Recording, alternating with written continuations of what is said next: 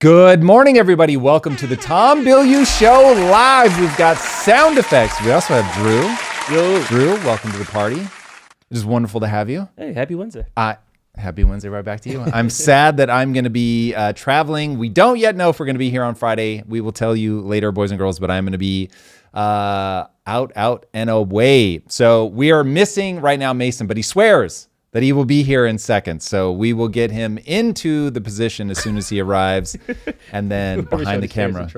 Someone's trolling already? It's too early for trolling. G put the camera on the empty Mason chair. That's hilarious. That's just mean. Behind the camera, though, we have Eric and we have G. Guys, thank you so much for being here. All right. Well, there's no shortage of drama in the world. Trump pulls a complete 180 on Ukraine. He now believes that they can win. He's saying Ukraine actually has a fighting chance if they get European backing. So it's going to be surprising if things don't continue to escalate there before, hopefully, one day this actually comes to an end. But are we in year 3 now? I think we are. It's got to be. Yeah. So obviously not ideal. If I'm being honest, I think that it's pretty clear that what's going on is Trump is very frustrated with Putin's unwillingness to negotiate an end to the war. Trump is saying that he thinks Russia may be a paper tiger. Obviously, these are things that are designed to get under Putin's skin, I would assume, to try to get him to the negotiating table. Trump is no stranger to just sort of ejecting out of talks if that's what he thinks is going to be the thing that will ultimately bring people back. So we'll see how long he pulls out of this. I'll also be very interested to see if we're going to get more economic sanctions on Russia, whether he can build a coalition with EU and how far the EU goes to back him. So anyway, he had promised, obviously, this was going to be one that he would deliver before he got into office, and it is proving to be the most difficult of the wars, as he says, to bring to a close. It's not good. It's not good. But speaking of things that are good, Jimmy Kimmel is back on the air. Love him or hate him, there should be zero governmental pressure to censor free speech. I just did a deep dive on largely about Charlie Kirk's assassination, but really what is this moment? And free speech is one of the core linchpins of what holds our entire American experiment together. And so we should all be united in understanding that that freedom of speech is the First Amendment for a reason, and it'll be a lot of fun to talk about that today. And to be honest, Drew, I don't know if you saw his opening monologue. I thought it was good. We'll play it. We'll see what you guys think, but I'm not a Jimmy Kimmel fan, and nonetheless, I thought that the opening monologue was good. I thought he hit a good tone, but it will be very interesting to see people's reaction. YouTube admits that it was, in fact, censoring people. So for all the drama over Jimmy Kimmel, I have not seen people really talking about this YouTube thing, which the scale and scope of this was horrific. And yet people are not banging enough pots and pans on this one. They said they were pressured by the Biden administration. Now they are inviting the people that they censored back onto the platform. Boy, are these platforms fickle. Now, look, I get it. When you've got governmental pressure, it's going to be very hard to stand up to that. But when you're a corporation of that size, man, you want to see some leadership. So seeing what Elon did was obviously far more inspiring than seeing the way that Zuckerberg or YouTube just caved. So it will be a very important coming years to see if these guys really do separate themselves and become independent and do what they think is best, or if we just flip-flop as administrations change. We're going to see. YouTube is vowing that they're not going to do this again, which would be great. We'll see if that actually sticks. All right, this is the weirdest thing that we're going to be covering today. Trump says that taking Tylenol during pregnancy may be related to an increase in autism. And he said, out of an abundance of caution, that pregnant women should avoid taking Tylenol. Now, he admittedly beat that point to death. And so some people are going to have a problem just with this is me projecting, just having a problem with authority. But it has been wild watching pregnant women, presumably on the left, taking Tylenol just to prove him wrong, that they don't believe him. I don't know. This is literally taking poison and expecting it to hurt somebody else. This is a phrase that people use to explain how dumb that mentality is, to do something to yourself in protest to somebody else. This one's wild. I do not know why, out of an abundance of caution, you wouldn't just say, oh, okay, well, at least I've got some information. I think that was a celebration of the arrival of Mason. Mason, welcome. And chat, I will expect you to heckle him fully for his tardiness. So let the games begin. This one, getting back to the Tylenol thing, doesn't make any sense. Getting information is only a good thing. In the fullness of time, we may realize that it didn't matter, but putting it on people's radar, it's been interesting to see very credible voices come out and say that, yes, this has actually been something that has been in the literature for quite some time. And so at least people becoming aware of it is a good thing. Studying it will be the ultimate thing. All right, the UN attempts to troll Trump, and I would say it backfired. Somebody shut down the escalator the second that Trump and Melania got on it. There are rumors, though I haven't heard it directly, that people were joking before the event that they were going to turn off the escalator, shut down the elevators to force them to walk upstairs. I'm not sure what that was all about. And then literally the second they get on the escalator, it stops. This had to be people messing with it. Then the teleprompter didn't work while Trump was supposed to be giving his speech. But the reason that I say that this all backfired is because Trump then proceeded to mock the UN for not being able to deliver an escalator, not being able to deliver a teleprompter, while he delivered to them 7 wars ended without their help. And then allegedly extended his speech by about 40 minutes. So Trump's not the guy. Like, turning off the teleprompter is going to work on a lot of people. It is not going to work on Trump. All right, and then in final news, gaming. Hideo Kojima announces his new espionage game for next-gen consoles. Now, I know a lot of you probably don't pay super close attention to gaming, but Kojima changed my view of gaming entirely with Metal Gear Solid 2. Really showed what the art form was capable of. So I'm very excited to see. He's become a bit eccentric as a developer, so you never quite know what you're going to get with a Hideo Kojima game, but nonetheless, it'll be interesting to take a look at that. All right, we will be back to our live in a moment, everybody. But first, I want to acknowledge our incredible sponsor, Ground News, who we didn't turn off the first time. So they have come back for more, sponsoring the live here, and I'm very excited about that. Media manipulation is a very big problem. Every outlet out there has an agenda. Every headline is designed to trigger you. And ultimately, you're making decisions based on incomplete, biased information. We all are. It is very hard. Most people think they're informed because they read the news. But if you're only getting one side of the story, you really aren't being informed, especially when people are trying to manipulate you. So be very careful. Ground News solves this problem. It's the only platform that shows you how every major story is being covered across the entire political spectrum. And they're aggregating 50,000 news sources. They put them side by side. They show you a bias rating for every outlet. So you can take any breaking news story and see who's covering it how. And Ground News will show you how the left covers it, how the right covers it, what the center has to say. You'll see which outlets are ignoring the story completely, which is often one of the more important things. That's the blind spot. You can spot the bias, identify the gaps, and finally make truly informed decisions. Now, because Ground News has been so good to us, I've secured you guys an exclusive deal for this community, 40% off Ground News Vantage. This is their most comprehensive plan. This is going to get you unlimited access to bias analysis and the blind spot feed that reveals what stories you're missing.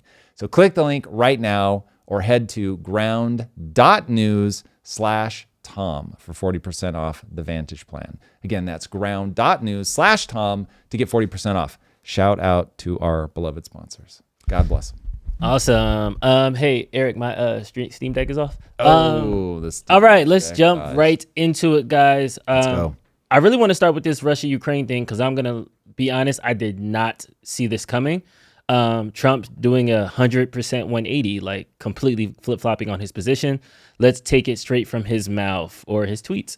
After getting to know and fully understand the Ukraine-Russia military and economic situation, and after seeing the economic trouble is causing Russia, I think Ukraine, with the support of the European Union, is in a position to fight and win all of Ukraine back in its original form. With time, patience, and the financial support of Europe, and in particular NATO, the original borders from where this war started is very much an option. Why not? Russia has been fighting aimlessly for 3.5 years, a war that should have taken a real military power less than a week to win. This is not distinguishing Russia. In fact, it is very much making them look like a paper tiger. When the people living in Moscow and all of the great cities, towns, and districts all throughout Russia find out what is going on with this war, the fact that it's almost impossible for them to get gasoline through the long lines that are being formed, and all of the other things that are taking place in their war economy, where most of their money is being spent on fighting Ukraine, which has great spirit and only getting better, Ukraine will be able to take back their country in its original form, and who knows, maybe even go further than that. There was not a period in those last 4 lines. I just want to let everybody know that. Dude, these this is like interpretation. We need a Rosetta Stone. I was like, wait, that's the most run-on. Putin and Russia are in big economic trouble, and this is the time for Ukraine to act. In any event, I wish both countries well. We will continue to supply weapons to NATO, for NATO, to do what they want with them. Good luck to all. Donald J. Trump, President of the United States. The good luck to y'all is like when your parents go to sleep and they let you like stay up after the sleepover. He's like, you guys need anything? All right, well, I'm going to go to bed. Good night, and y'all figure it out. Don't blow up my house. I feel like that's kind of how Trump is insinuating this. What's your first read when you heard this tweet? So I actually think that he's right. I just don't know that this is a good sign. So this one really is, you've got a prolonged war coming your way. You're already into year 3. This is not going anywhere. Putin is making a stand. I think that Trump's take that if America had gone into a country the size of Ukraine, we would have, if we had the will, we would have been able to just absolutely run over them. Mm-hmm. So did Putin just want to try to preserve Ukraine? And he's like, listen, these are effectively Russian people. We don't want to go in and steamroll them. We could have, but we're not going to. Or is he really not prepared to fight a overwhelming battle where he just goes in, blitzkrieg, takes them over, shock and awe, and gets them folded back in within 3 days? If he isn't prepared to pull that off, then Trump is right. Europe can mount an offensive, work with Ukraine, push them back. I just don't know what the right calculus is on that. No matter what the calculus is on that, that's just going to mean more people dying. But Trump is right that when you're at war, the only thing that people are going to respect is a show of force. And it's been really weird. So I lived the vast majority of my life in the period where I was sort of coming out of the Vietnam era. But for the most part, my life was the period where things were peaceful for people in the Western world. Mm-hmm. And it wasn't until 9/11 that really began to change. But now seeing us go back to an old way of borders are not necessarily these sacred things, that there are border disputes, and as nations, we're going to push in and do military intervention to try to reunify or whatever the case may be in the given border dispute. But that is ugly. And we have seen historically how many people die when you start getting into this. And so this is one of those things that I really hoped would fizzle out, that we would get to some sort of negotiated settlement. Now that we're talking about involving Europe, this is how you end up with a conflict that just continues to grow. And I don't want to say that I see any indication that this becomes a world war, but it's when you can't get these kind of smoldering fires out, they do continue to present a clear and present danger. So I am concerned. Yeah. I mean, technically we involved Europe in the middle of this year when Trump started taking a step back. And then that's when all the other PMs, prime ministers, got together. And then they started aiding. But I don't think we're getting to the point of boots on the ground. Do you think that this is just going to be kind of the perpetual war? Because I remember you said Russia is known for its cannon fodder kind of resilience, where they will just line up body after body to kind of just outpace you, maybe? Yes, that's true. However, I think people need to understand that warfare has fundamentally changed in the last, 20 years. Mm. And it's going to be a proxy war. And so whether we get to boots on the ground or not, I think is pretty irrelevant. If the U.S., if Europe, it will go something like this. Europe buys a bunch of weapons from the U.S., then they send that to Ukraine. The Ukraine then becomes aggressive into Russia. They start trying to push back. And the words will be, we're just going to take back the areas that are already ours. But the way that you're going to do that, you get into the fight and you suddenly realize, oh, your eyes are vulnerable, so I'm going to poke your eyes. Your nuts are vulnerable, so I'm going to try to knee you in the nuts. And so they're at some point, if they don't settle this down, they will start using those weapons to push into Russia as a way to say, hey, back off. We didn't want to have to strike Moscow or wherever they go after, but you're forcing our hand. And so that's how these kinds of things ratchet up. So again, boots on the ground is not my fear. I don't think that there's political will for that in Europe. I don't think there's political will for that in the US. But these are all games of narrative manipulation, and we need to recognize the way that this kind of thing could play out. I'm not saying this is how it's going to play out. I'm saying this is the kind of thing that makes me concerned. So Europe begins to ally behind Ukraine. They're buying weapons from the US, which Trump does willingly because he's angry with Putin. Now Ukraine is able to launch more strikes behind enemy lines inside of Russia like they did with the drones. They do an aggressive assault to try to push them back. That then triggers Putin to be more aggressive. And if Putin keeps it confined to Ukraine, great. But if Putin starts carrying out even like terroristic style bombings or whatever in another country, or proves, he's already proven that he's willing to poison people inside of somebody else's country. So if he starts retaliating even in ways like that, where he's trying to hide behind plausible deniability, you just start ratcheting things up. And then the narrative control will spin like crazy. And if everybody's aligned, if you can get the right and left aligned around needing to back Ukraine, then the narrative machinery is going to go into like overdrive, convincing America that sending money at a minimum, sending weapons, sending like training troops, that kind of thing is like a really standard way to get this stuff to escalate, or even just upping our presence in Europe. You see how this stuff could continue to snowball. Then if they really do start backing Putin into a corner, if for Putin this starts to be existential, even just because his own country starts to believe, oh, maybe we really never should have done this. Oh, maybe we really are a paper tiger. Then all of a sudden he's got to do something dramatic. And Putin is not giving me any indication that the dramatic thing he's going to do is withdraw. And so if you push him into a position where he feels the only thing that he can do is something dramatic on the offensive, that's how you terraform people's mindsets that Putin is bad guy. We have to do something about this. We've got to get him out. Things are escalating. Putin just did really bad thing, poisoned somebody, whatever. Or just launching an attack on Ukraine that steps over some sort of line. And then you can see that being used as the never let a good crisis go to waste. And we are drawn in more deeply, even if that's just economically. So that would be my concern. And then now from like Russia's perspective, because I feel like right now we're getting a very Western kind of lens of this. How can the U.S., our U.S. eyes looking at Ukraine, looking at taking on this big monster of Russia?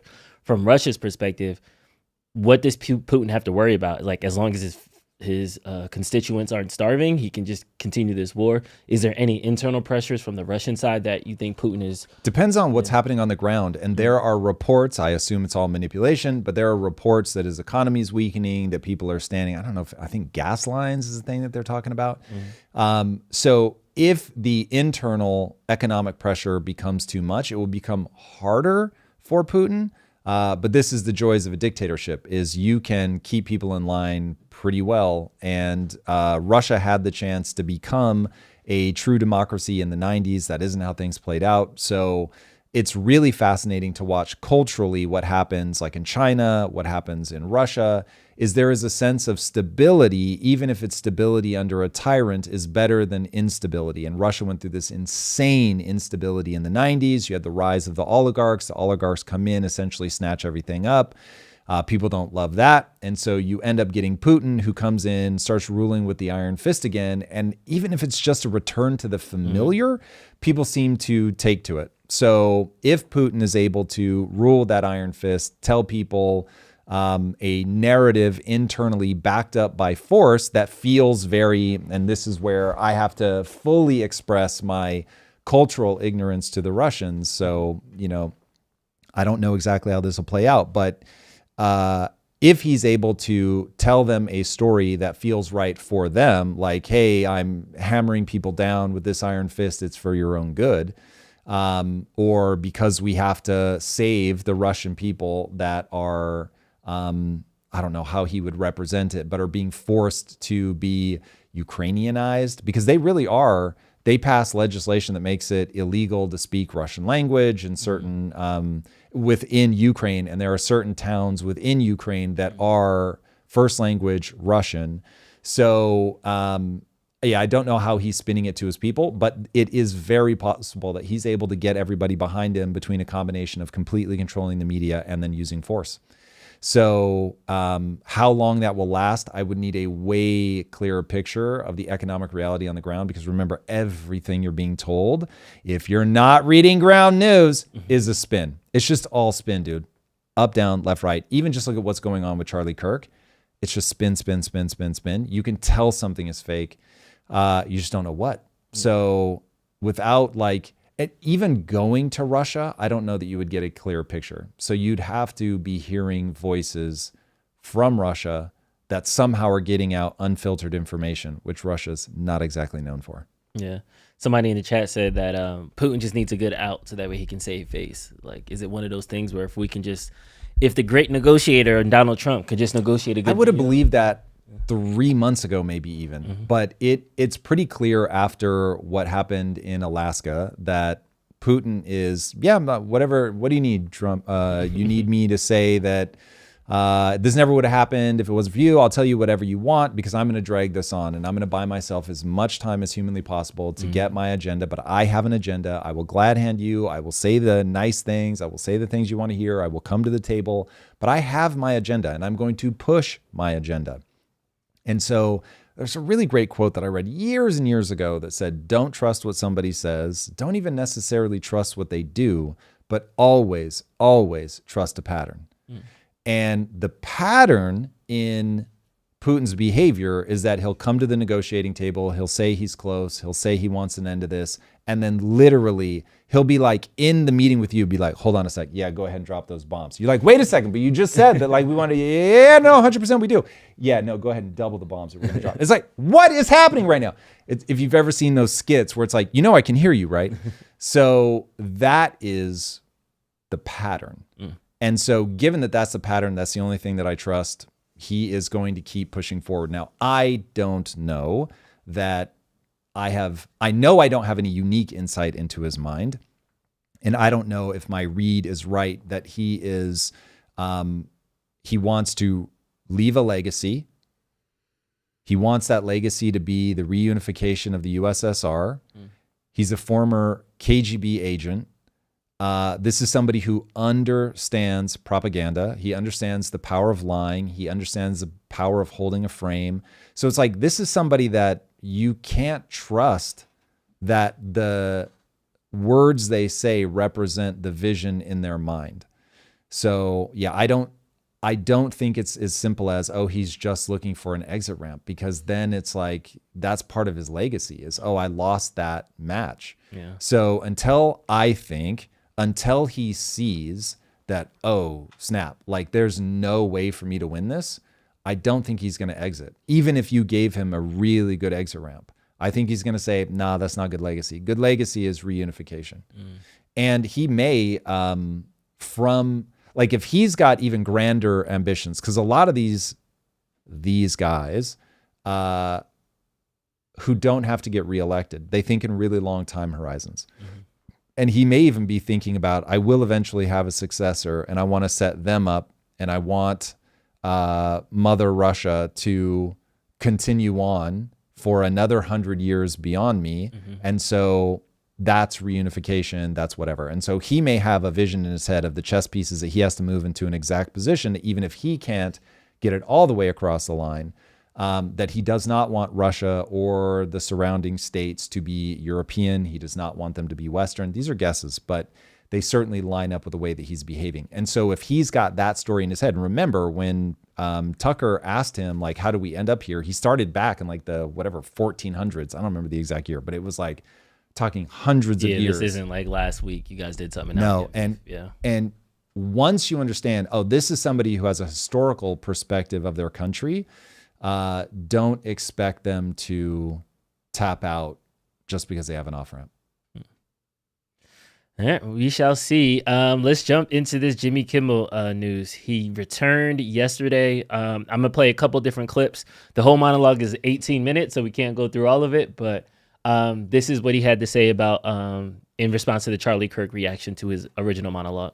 I don't think what I have to say is going to make much of a difference. If you like me, you like me. If you don't, you don't. I have no illusions about changing anyone's mind. But I do want to make something clear because it's important to me as a human, and that is you understand that it was never my intention to make light of the murder of a young man.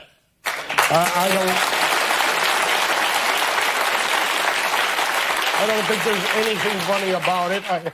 I posted a message on Instagram on the day he was killed, sending love to his family and asking for compassion, and I meant it, and I still do. Nor was it my intention to blame any specific group for the actions of what it was obviously a deeply disturbed individual. That was really the opposite of the point I was trying to make, but I understand that to some that felt either ill-timed or unclear, or maybe both. And for those who think I did point a finger, I get why you're upset. If the situation was reversed, there's a good chance I'd have felt the same way. I have many friends and family members on the other side who I love and remain close to, even though we don't agree on politics at all. I don't think the murderer who shot Charlie Kirk represents anyone. This was a sick person who believed violence was a solution, and it isn't. Ever. And also, selfishly, My thing here is that even whether you agree with him or disagree with him, you've got to let the business model run its course. Like if this guy has no views and there's no ratings, then it will die of its own accord. Going in and trying to push this because you hate him and you hate what he says and you want to see him taken off the air, it is a weapon. It is an energy that is going to come back to you. And so again, even though I do think that he handles himself well in this monologue, and I watched the whole thing, this is just a truncated version of it, but encourage people to watch the whole thing, make up your own mind. But I don't want to see him booted for any reason other than the show isn't popular or the network is like, man, you're creating too many headaches for us. We want to get you out. So when you have people from the Trump admin like campaigning, this is hate speech, we can't have this kind of thing. What was the Cars quote? It was like, we can do this the easy way or the hard way. It's like, man, you don't want that because we already lived through it with Biden. See the part from the intro with YouTube censoring people under pressure from the Biden admin. And the goal is not to use those tools more effectively against the other side. The goal is to say, this is absolutely moronic. This is not how we move forward. And then just as a reminder, and I really hope that people that are here for this show are on board with the idea that we absolutely must find a way to the middle. And if I can just remind everybody, this is an evolutionary game. So society is possible because evolution, the blind watchmaker, looked at it and went, oh, I have to balance two things. I have to balance the right, who's all personal responsibility all the time, go do your thing, nothing else matters. A lot of individualism becomes hard to get the cohesion of the group because you're just selflessly taking care of other people. And when, from an evolutionary perspective, you don't have refrigerators, you have to store calories on other people's bodies by saying, okay, I got this hunt, but you didn't. And so I'm going to share with you. But then you need the right to balance that because the second somebody goes, oh, you're going to share with me? Word, I don't have to do shit. You'll come back, you'll feed me, and I'll be able to free ride. And it's known as a free loader problem or free rider problem. I forget. I think free loader problem. And from an evolutionary perspective, once those two things are in dynamic tension, so that, and it's obviously evolution wasn't thinking right and left. It's just trying, the reason that we break politically along those lines is because there's an evolutionary break along those lines in terms of personalities that the group needs. So the group needs compassion, but that can go pathological. The group needs personal responsibility, but that can go pathological. And so you want that dynamic tension. You want people that have those traits that we say thusly tend towards the left to call out for compassion. And you want the people on the right who tend towards personal responsibility, carrying your weight, that kind of thing, to call out for, we don't accept freeloaders. Like, you've got to do your part. And when you've got both sides sort of competing with each other, you get something great. I see the same thing in business. You get a CEO and you get an operator, and they tend to be very opposing personality types. And oftentimes I have had to mediate those. Even when I'm teaching entrepreneurs in Impact Theory University, I have to teach them like this. You want people, you have to respect the other person. So if you're the operator, you have to respect the dreamer and the person that can be unreasonable and actually get things done and push things forward, and vice versa. And if you don't want that dynamic tension, you end up in a problem. So Jimmy Kimmel to me is a symbol of that. I don't agree with a lot of the things that Jimmy Kimmel says. I think that late night has become far less about comedy and far more about preaching. But whatever, I want to make sure that people are allowed to say the things that they want to say. I don't want to see people censored on YouTube or traditional TV. And if traditional TV sucks and this guy has no ratings, then it should die a natural death, and just let it happen. Trump had a response to it. This is what he truthed out. I can't believe ABC fake news gave Jimmy Kimmel his job back. The White House was told by ABC that his show was canceled. Something happened between then and now because his audience is gone and his talent was never there. Why would they want someone back who does so poorly, who's not funny, who puts the network in jeopardy by playing 99% positive Democrat garbage?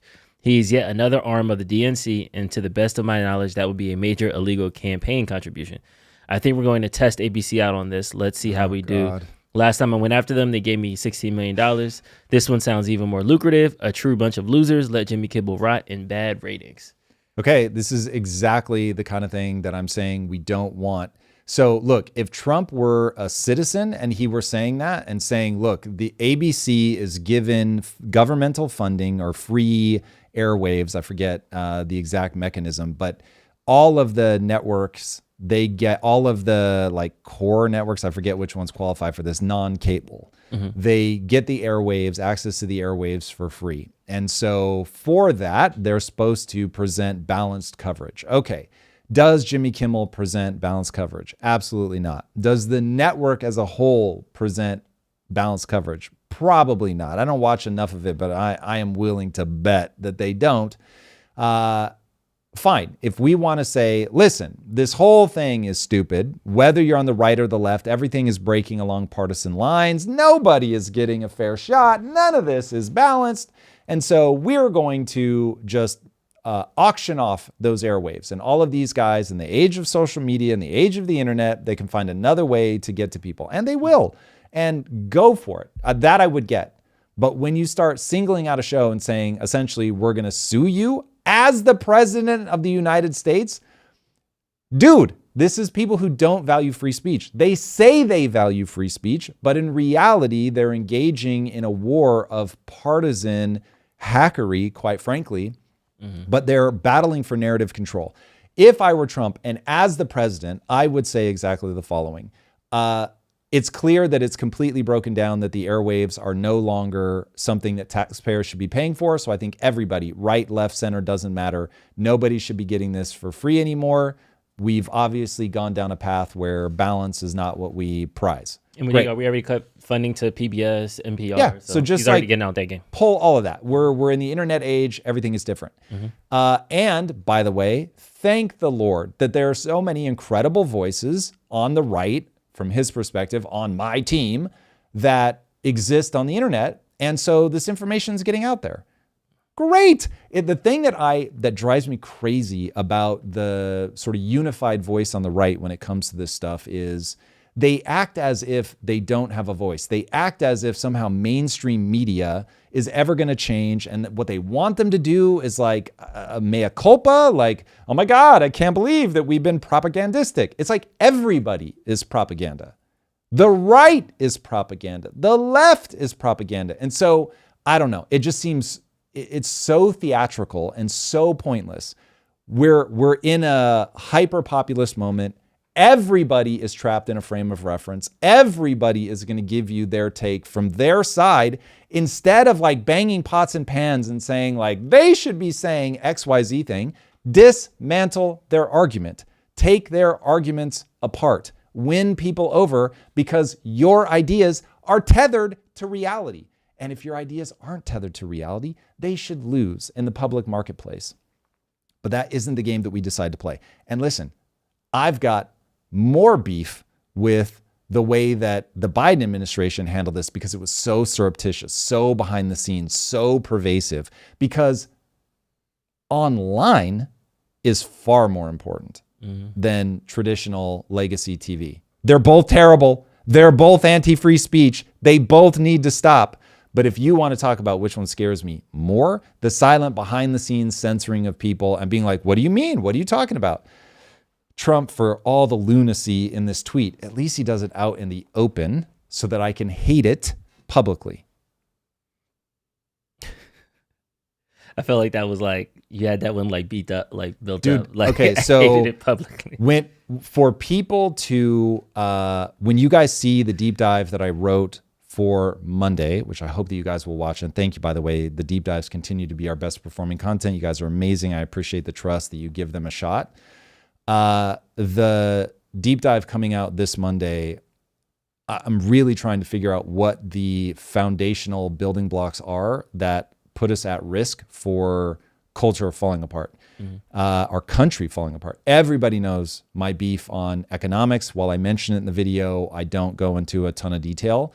But one of the things that I haven't talked a lot about is freedom of speech. And so I talk a fair amount about freedom of speech. I really do consider it one of the core bricks in this. And so getting this wrong is lunacy. And America has been the shining city on a hill precisely because the results that we've been able to deliver as a nation are largely due to the scientific method. The scientific method in public discourse, the scientific method in the construction of our government, the scientific method in businesses, in science. And so once you make freedom of speech impossible, you make the scientific method impossible. I don't talk about it that way in the deep dive, but you get my underlying thoughts. Happy. Okay, we have a couple of super chats. Let's go. And by the way, if you're here, we know we missed somebody's super chat. I think they did 2 super chats last week. We could only find one, but we are going to address it today. So forgive us, guys. If you do super chats that are $19.99 or higher, they will get read in the lives. First up from That Cigar Guy for $50. Totally out of context, but I just started using your free custom GPT and it's awesome. Thank you so much. This is the way for anyone to be able to see if your business idea is viable in minutes. A truly awesome gift to us all. Wow. That Cigar Guy, thank you so much, man. That is insanely kind of you to pay money to advertise for our program. You are my hero. So we're definitely trying to put GPTs together that people can use so that you can figure out whether your business idea is any good. I really think that AI is going to force millions of people, tens of millions of people, hundreds of millions of people, we'll see how far it goes, into something akin to entrepreneurship, solopreneurship. So we started a program called Zero to Founder to help people that are, for whatever reason, either they just want to start a business or their career doesn't exist anymore because AI has replaced it and they realize that they have to do that. And so we're trying to make these things as easy as possible for people. So check it out. Impact Theory University, Zero to Founder. Appreciate the shout out. And with those GPTs, you have like 7 of them or 5 of them or something like that. You have to ask Lauren how many we've created now. We create so many of these things. Okay. I don't know what the exact total is, but look, AI is an incredible tool. The great news is it's just a tool right now. It's not going to get things across the finish line for you, but it's a phenomenal tool that will speed up the rate of execution of testing things, figuring things out. It's wild. When I think even founding Impact Theory, dude, tested my will to how badly I wanted it. Like oh my God, the things you have to do to set up a company are ruthless. And so the way that AI makes all of this easier, down to like, hey, I'm starting a company. What's a tax ID? How do I pay tax? Whatever. And it will just give you, this is what you do. What state are you in? Let me tell you where to go, where you have to file. Like, it's unbelievable. So it's never been easier. It's phenomenal. So yeah, anyway, we're trying to make tools. We have had some people criticize our AI tools, and I will take that as well. Like, we really want to make these the most gangster and effective tools ever. So for anybody that sees an opportunity, like if you're really deep in the AI world and you see a way that we can improve it, man, I am here for that. And you also have a class next week, right? We do. I think we have classes almost every week. If you have the exact specifics, AI Masterclass. There it is. Look at that. Thursday, October 2nd at 1 p.m. Indeed, AI Masterclass coming up. Drew, nicely done. Yeah. Nicely done. So yeah, come to those. They have been, people have gotten a ton of value out of those. They are totally free. So join us October 2nd. I cannot believe it's already October. October 2nd at 1 p.m. Pacific. Next up, from Marusha Dark for $20, as the mindset guy, which I know may make you cringe a little bit. Not anymore, man. I am like totally back to it. Anyway, it really, because I don't feel trapped by it anymore. Now I feel like I can talk about whatever the hell I want. And the reality is, again, this was something that I think came together in my mind writing the Charlie Kirk deep dive, that people have been very confused for years about why the quote unquote mindset guy, empowering guy, is fear-mongering, as they would say.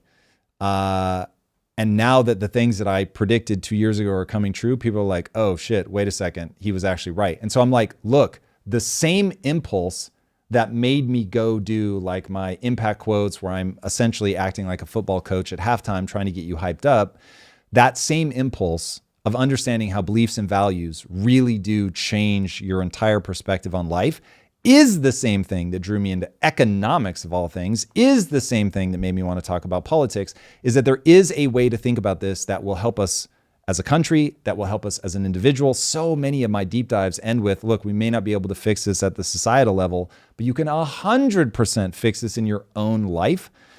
So yes, I really have come full circle and am now, I never left it. Like for me, mindset, empowerment, all that stuff is exactly how I wake up every day and pursue things that are effectively impossible. It just started to feel cheesy and like people weren't listening. And so I needed, for my own sanity, I needed to contextualize it inside of the most difficult problems that we face as a society. But now that I'm there, I love it. Yeah, mindset, love it. Here we go. Nice. So as the mindset guy, how would you address the idea of that which doesn't kill you could still cripple you for life? Not all failures are necessarily recoverable. Not all who get knocked down can get back up and try again. Welcome to life. Welcome to life. You're mad at God. That just is. It's brutal. I wish it weren't so, but it is so. And when I really first started teaching people business, the thing I could see, the message that people were taking away was that I was saying being a good person is enough to be successful at business, and it's not. You also have to be business savvy. If you're taking risks, there are things that will cripple you, that will put you in a really, really dark spot. And so you do have to be savvy. And this is why intelligence matters a lot. Intelligence is the ability to process data and to handle very nuanced differences between things. So you can think of somebody, intelligence being like a fourth photoreceptor, which 15% of women have a fourth photoreceptor. This is wild. That's why when you dress in mismatching colors that to you look normal and your woman is like, what are you wearing? They can actually see more colors. It's pretty wild. That's what it feels like when I interact with really intelligent people. I'm just like, oh, you see colors I don't see. So the higher up on that scale you go, the more thinly you're able to slice life, the more you're able to go that this thing, which is almost the same as that other thing, is going to yield better results. And I'm going to go over here and do that. And many people will get metaphorically crippled by, they try something and it fails so catastrophically that it breaks them psychologically, it bankrupts them, whatever the case may be. That's brutal. It is brutal. And lastly, we have RJ Johnson for $20.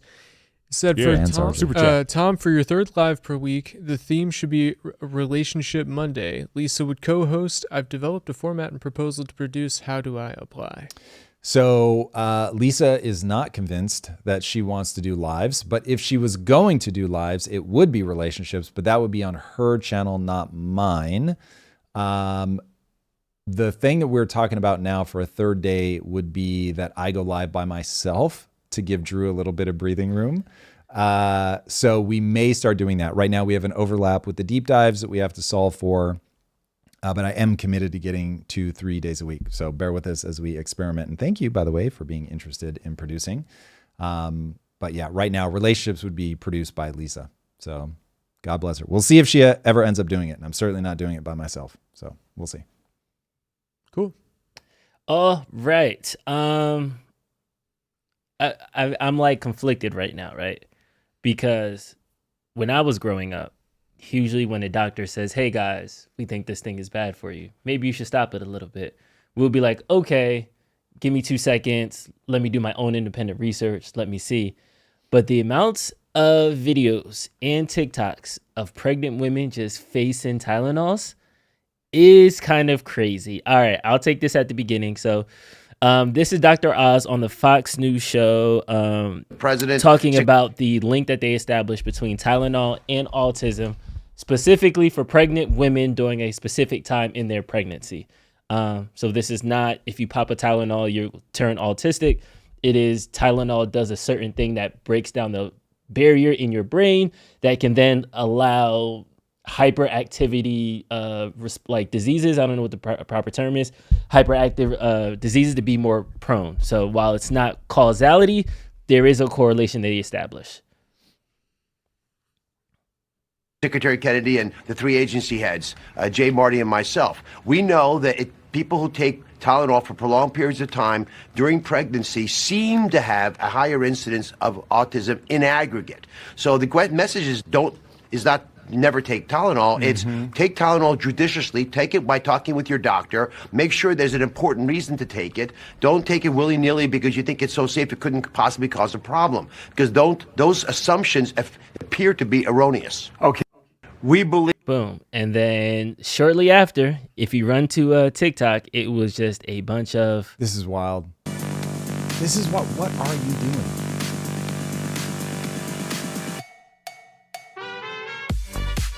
They're literally taking a drug they don't presumably need. She's dancing and does not seem to be in any sort of pain to prove a point.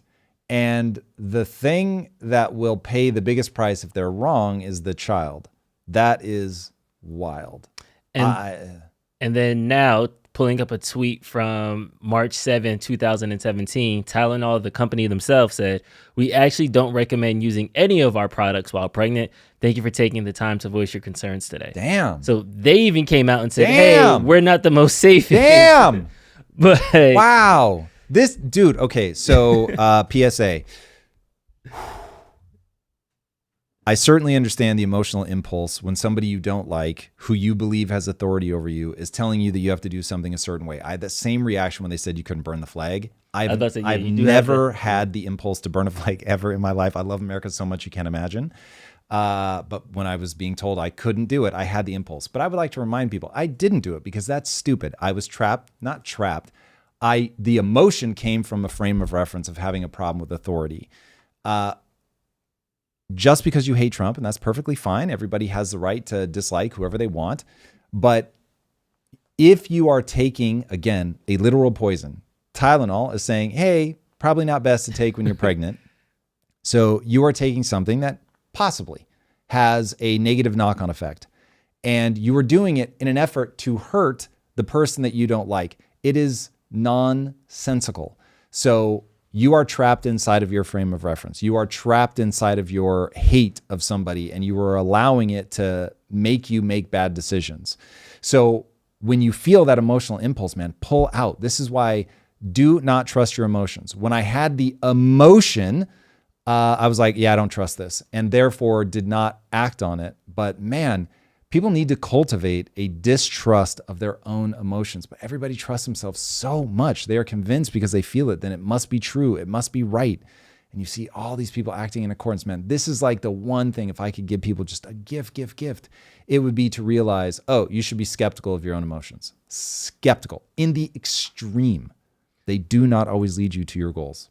I wish that was the only copy. I can't find the link, but there was a supercut that had like 6 pregnant women all like. Dude, there's so many. I've seen so many of these things, and they think that they are hurting Trump, the right. I don't know, man. It is a very accurate sign of where we are, that I am just going to do the opposite of whatever you tell me. The exact opposite. This might be bad for me. I'm falling over myself to not only do it, but to film it and put it out. Oh my God. Like you are trapped, man. You are trapped. You have gotten sucked in to your own mind. And people just get like lost inside of a world that isn't really there. They have told themselves a story about something and it's not real. And they are willing to do damage to their unborn child. They are willing to put their unborn child at risk. Let's say it in the cleanest way possible. It's crazy. Dr. Rhonda Patrick, in light of recent news, it's worth noting that the association between acetaminophen, e.g. Tylenol, use during pregnancy and childhood behavior issues is not new. This study from 2016 found a 30% increase in the risk of hyperactivity. That was the word, hyperactivity symptoms among children. Both genders exposed to acetaminophen during pregnancy. In boys, exposure was also linked to autism spectrum disorder symptoms in a frequency-dependent manner. Causation remains unestablished, but it's exciting that OBGYNs will be getting guidance on this increased risk to inform women. And she retweeted a study that she published in 2016. And that is what caused Tylenol to retweet that at the beginning of 2017 because it was kind of gaining steam. But as much as I want to say, you know, Maha has a win, they announced something, this seemed like this is an older study that they're now resurfacing and they're bringing it back to light. God bless them. Yeah. God bless them. I am often asked about supplements, and I am often given opportunities to get equity in a supplement company for promoting supplements, just raw dollars to promote supplements. And I've always been very hesitant because if using it falls into the placebo zone, I'm probably not going to get behind it. If I don't notice it at all, I'm definitely not going to get behind it. And I'm always paranoid about isolating compounds. Like the number of times we've been like, oh my God, this thing is good for you. And then people isolate the compound, they take the life out of it, and then it creates a problem. It's like, man, we evolved to like have to fight for food. It was scarce. It was in a living thing, whether that was an animal or a plant. And so there's like natural balances, defenses, everything. It's like, so when you start stripping away, like take juice versus eating an apple. Apple juice doesn't have the fiber, okay? So we did not, first of all, apples in their natural state before we started crossbreeding them look nothing. We're from a macro perspective, we're nothing like the apples that we have today. And then on top of that, we're fucking juicing them.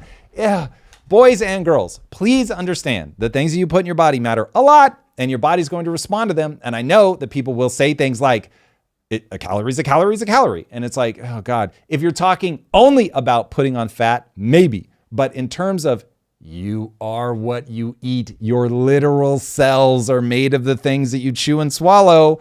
So be really thoughtful about the things that you chew and swallow.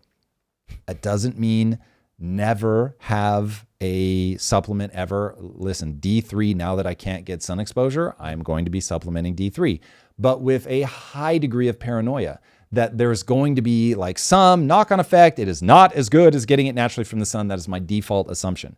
So look, I have gut instinct. My gut instinct, Drew, is that what we're going to find over time is that exogenous substances, meaning something isolated out in the world that we have changed in some way, and now we are taking into our bodies, either just because we breathe that stuff in the air or because it's a food item, whatever, that we are going to see that all of them are just a little bit of damage. And then they just stack and stack and stack and stack and stack. And we just are taking way too many little death of a thousand cuts into our lives through all of these modern compounds, which are amazing. And I'm glad that we have Tylenol when I have a headache or something like that. But I'm not just reaching to it every time I have a headache. I'm thinking, is this one that's going to go away? Can I give it 4 or 5 hours and see if it resolves naturally? If you take that stance of like, okay, I'm glad these tools exist, but I'm going to use them only if I really need them, you're going to be in much better shape.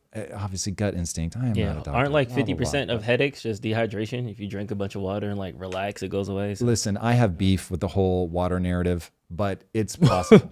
You have beef with the water? With the water narrative? Okay, hold on.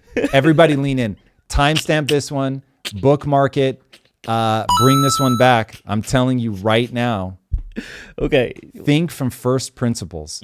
You're telling me water, fresh water, non-stagnant fresh water that is not present in a lot of places, that somehow we have evolved to need whatever 3 gallons or whatever it is. That's not the right answer, obviously, but the absurd amount that people tell you to take, that we would evolve to need it like that. Get out. I have forever been like, no. There's something so sus about that recommendation. Now, again, I'm not saying dehydrate yourself.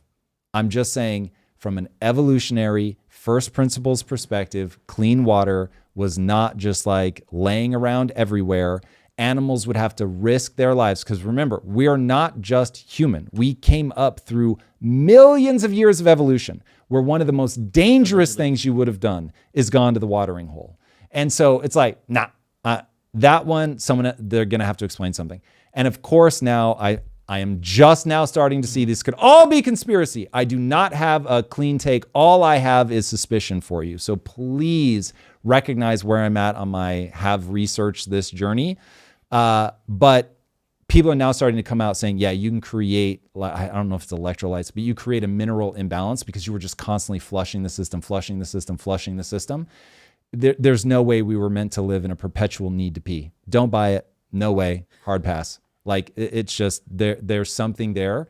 So I drink a normal amount of water. You see me drinking water right now. I drink water throughout the day. What's a normal amount of water? If you're thirsty, drink water. If you're not thirsty, don't drink water. Like, I love my COO, and don't even tell him I said this, but that fool drinks water like he's got a gun to his head. I'm like, what are you doing? So anyway, we'll see. Canada said, they bribe so many politicians. Damn those water people. Big water, yo. Big water. Here's the thing. It doesn't even have to be big water. It just has to be enough, like, people that look good in yoga pants say you need to drink more water. And people are like, all right. No. Okay, life with the cool dog crew.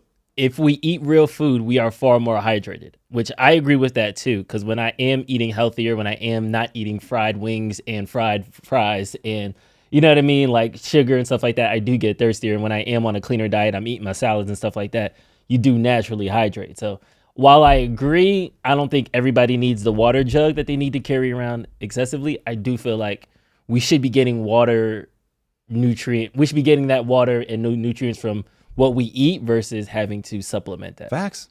Okay. Listen, even to my game developers out there, if in your game you have thirst and hunger and I eat something other than a cracker and I don't get some water content, fuck you. That's not real. You're going to get the vast majority of the water in your day from the food that you eat, unless you're eating Cocoa Puffs. So yeah, people be acting crazy. Do you know how much water's in meat? Yeah. I did not know this was your hill to die on. This is so fun. No, this is not my hill to die on, but I have thoughts. We really need to get those tinfoil hats. But this is not the hill to die on. Okay. Since y'all forced me to watch Jimmy Marusha Kimmel's monologue, he also had a sketch with Robert De Niro on Tylenol and autism. I think words can never harm you. Oh, well, they can harm you now. Let's make sure you pick the right words. Capiche? Okay, yeah, I guess I capiche, but I don't think... Oh, it sounds like you got a call there, huh? Hi, handsome. Oh, I'm sorry, Mr. President. You got it, sir. You got it. Right. What did he say? Look, I got to go. A couple of cases of Tylenol fell off a truck, and now I got to figure out how to put autism in them. Oh, okay. Well, that's at least fun. That sounds I would give you that.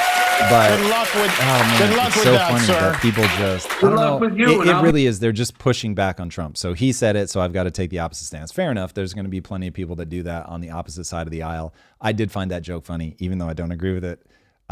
So yeah. Enjoy the humor, boys and girls. Enjoy the humor. All right. We have some super chats. I waited till the top of the hour to hopefully that person who dropped this one from last week is here. Again, sorry, we grabbed the super chat, forgot to grab your username. They said last week, today we only have Malcolm X's fierce critique, no MLK dream of love. Without that moral vision, movements fracture into grievance.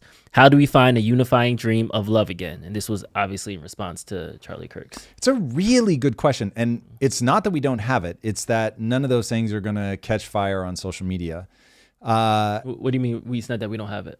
There are plenty of people that say we need love. I've said we need love. But now, this is not me saying that I'm an orator like MLK. Let me be very clear about that. Okay. But there are plenty of people that will put forth messages like that. But they're not going to be sticky. So it'll be rare that those things are going to get shared and go around. And I don't know if you remember during COVID, but Krasinski had the like really good news show or whatever it was. Mm-hmm.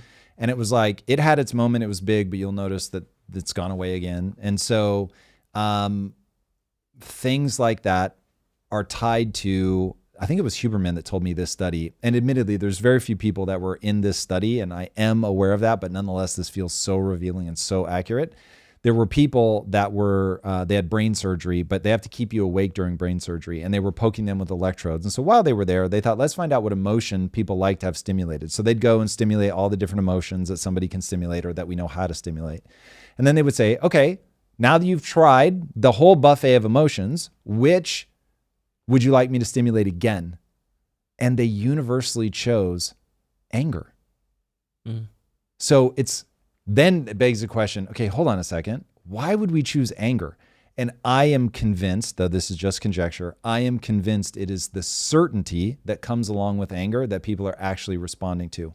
I did not read this somewhere, but one of the things I realized early in my entrepreneurial career is, I have to intoxicate everybody with certainty. I have to make them believe I know exactly what we need to do, how we're going to do it. That gives people something deep and profound. This is why kids don't like it when their parents seem human. They want to believe their parents are just these superheroes that know exactly what to do. They know everything. It is a very distressing moment when you realize that your parents are on clay feet. And so I think the same is true, whether it's a leader, politician, whatever. We just want them to know everything because we crave that certainty. And so the emotion that carries the most certainty is anger. And so in the age of social media, especially in an age with high economic uncertainty where we're totally afraid of the future, AI, totally afraid of the future, we've got people that come along and they're mad as hell and they make us mad as hell. And that being angry feels awesome because it carries so much certainty. The number of times I've looked over at my wife who gets mad very fast. She has a righteous indignation line. She's not somebody who's just unhinged, short fuse. She has a righteousness line. Like she really, when she believes something, she really believes it. And so if you cross that line, she's instantly like, what are you talking about?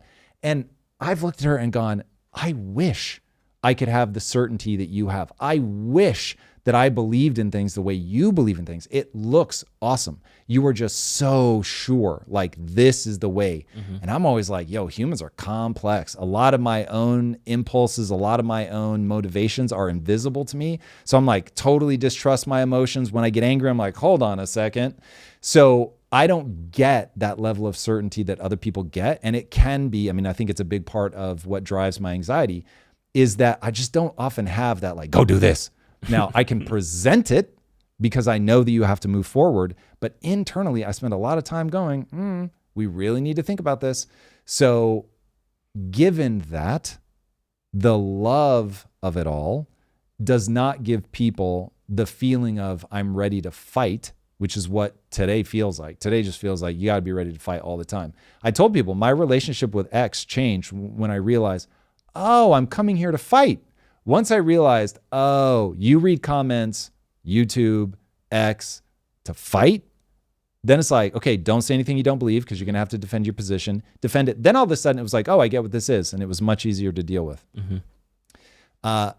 This is that moment. Brought to you by social media, a populist moment, economic uncertainty. But gotcha. If you can't embrace that, you're going to be in trouble. So it sounds like even if MLK dropped the I Have a Dream speech today, people would be like, Yeah, he's just not going to get traction the way that, think about the biggest voices on social media. They are all hyper divisive. It's entertaining. It's interesting. It makes you feel something profound.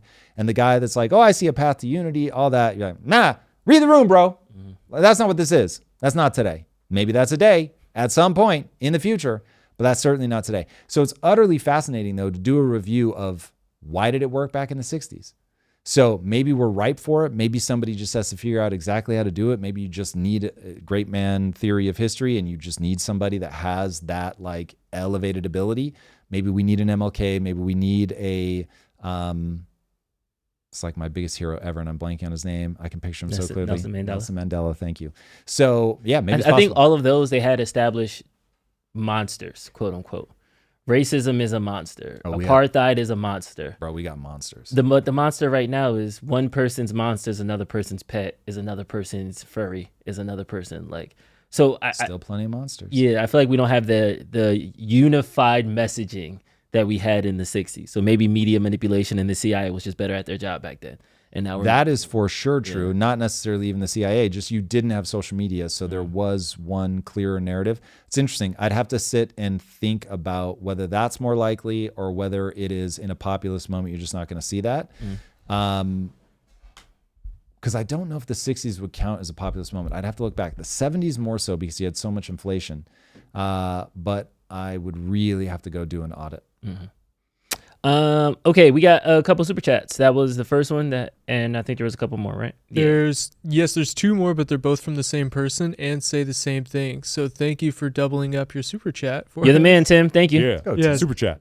So from Tim Riley, shout out Drew and Tom. Last week's was wild. It was crazy. Haha, risk being seen in all your glory. Jim Carrey. What was last week? And then I read the second one thinking that he fixed the typos, but it's also typos in both of them. Yeah. I don't remember what we did last week. That was crazy. But, we talked about one topic all last week. Charlie Kirk. Yeah. But what was, okay. Anyway, didn't seem crazy to me. All right. Did it seem crazy to you guys?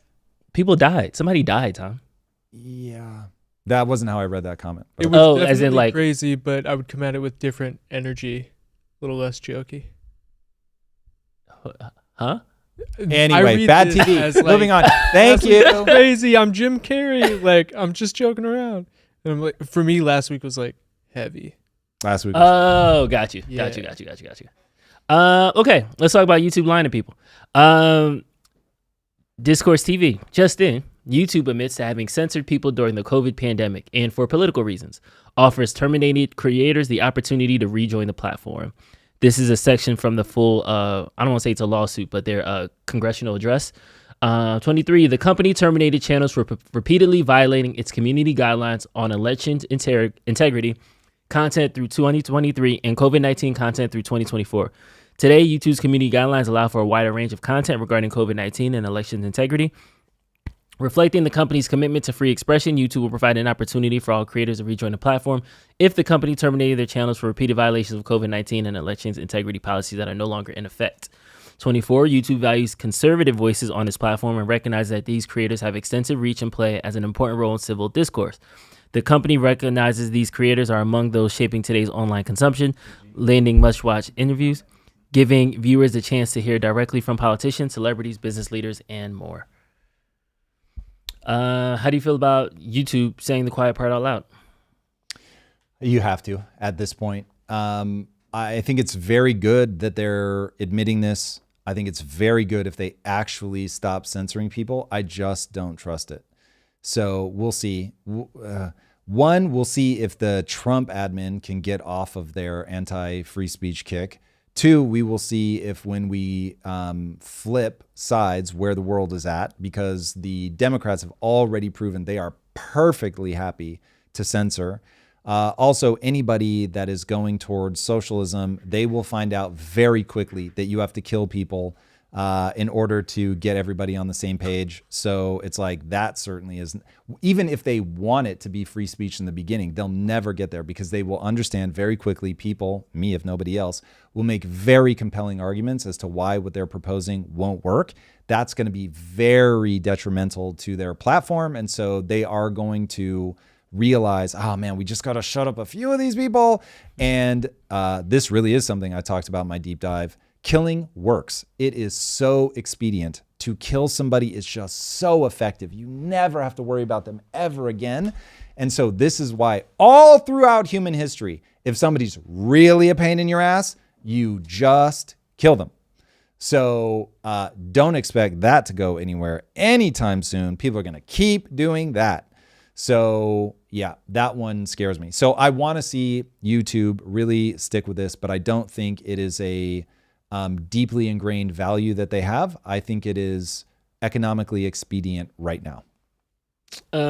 Let's kind of dive into this, because right now it seems like they're talking specifically about COVID-19 and elections integrity. The elections integrity, Dominion USA nearly bankrupt Fox News. They've settled that case. That's done. That's old news now. COVID-19, everybody, it seems, flipped their positions, or at least has now added more nuance to it. We were all suffering at the time. Now that we kind of have more information, we realize, okay, we could have handled that better. Is this just something that they're trying to do to kind of save face? Yes. Or is this something? Dollars. Money. Period. End of story. Yeah. Listen, if people have a mental framework that says, hey, there are things that you can say, they're just too dangerous. I can't let you say that.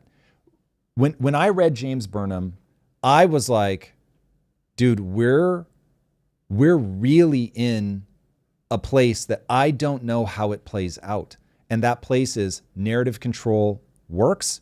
Narrative control is important. We need shared narratives, and it will never happen again. So I was like, whoa, that era is over.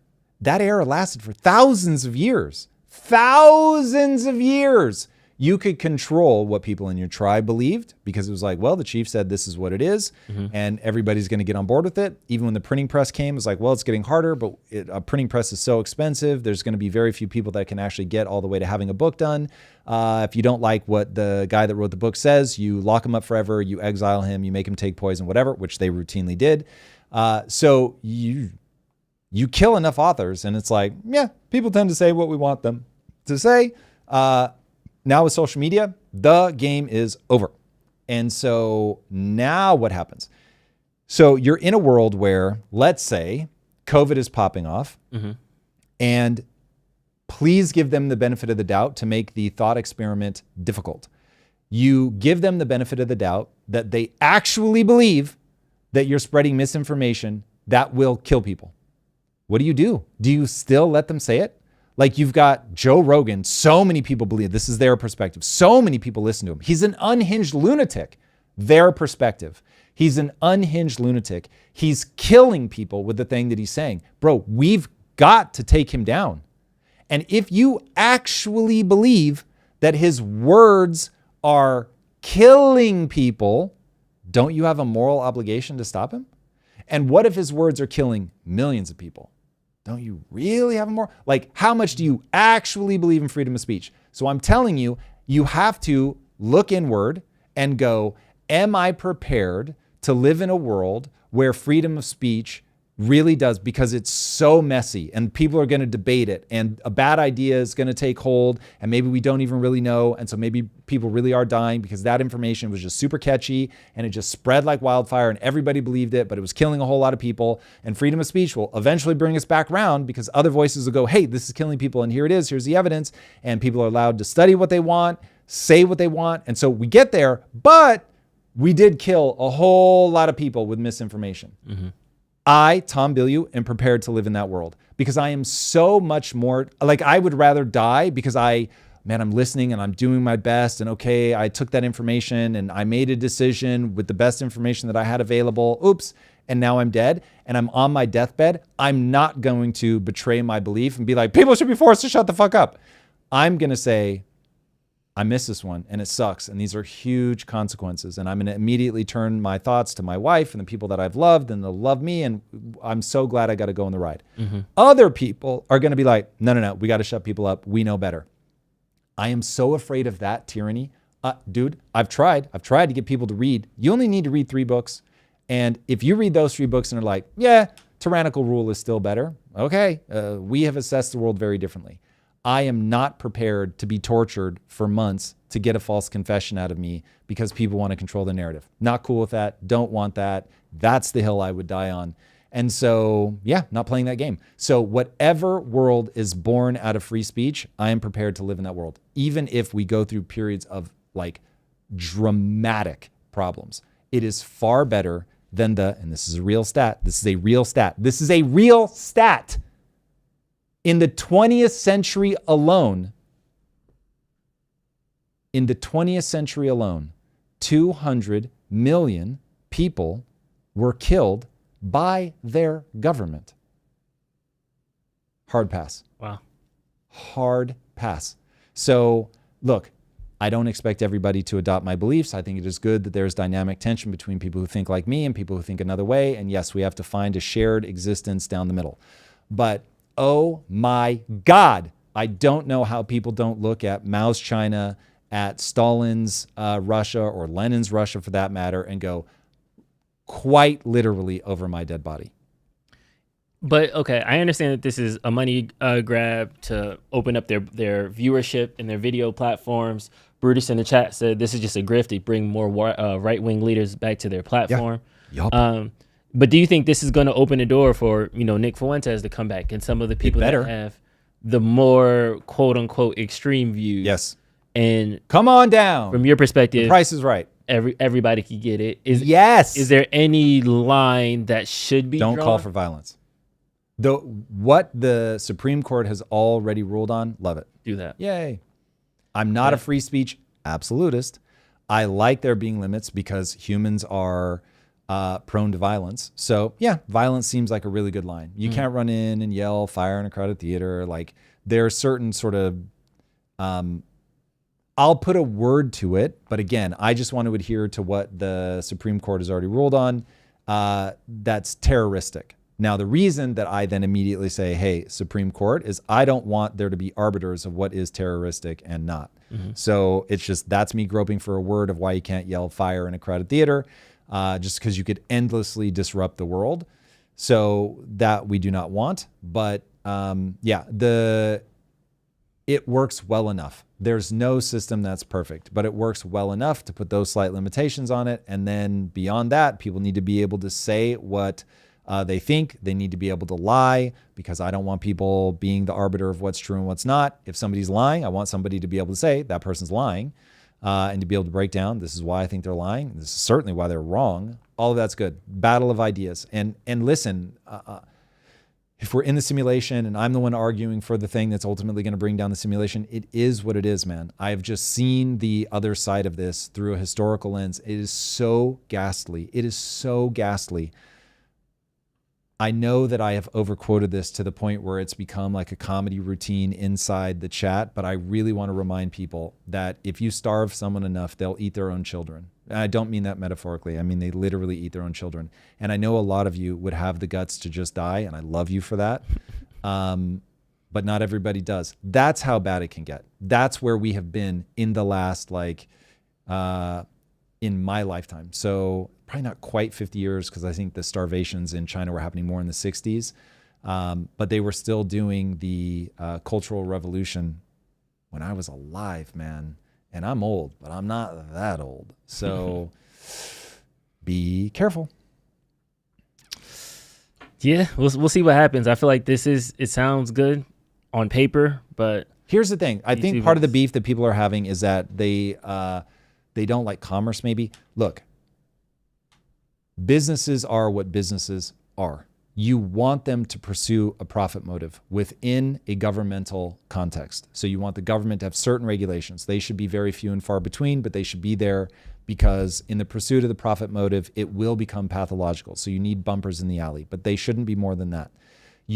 Within those bumpers, you want a company to pursue the profit motive, because it says that people actually want the thing that they've created. Once you understand, I get asked this question a lot, like, Tom, you're so rich, why do you bother teaching entrepreneurs? Because the only reason you have tax money is because of entrepreneurs. There's not some other secret thing. It's just entrepreneurs. There's nothing else. Entrepreneurs solve a problem for people. Those people then pay for that solution. And the entrepreneur's job is to identify the right problems to solve, and then solve them in a way where they create an economic machine where the outputs are more valuable than the inputs. That is so hard to do. So that requires them to pursue a profit motive.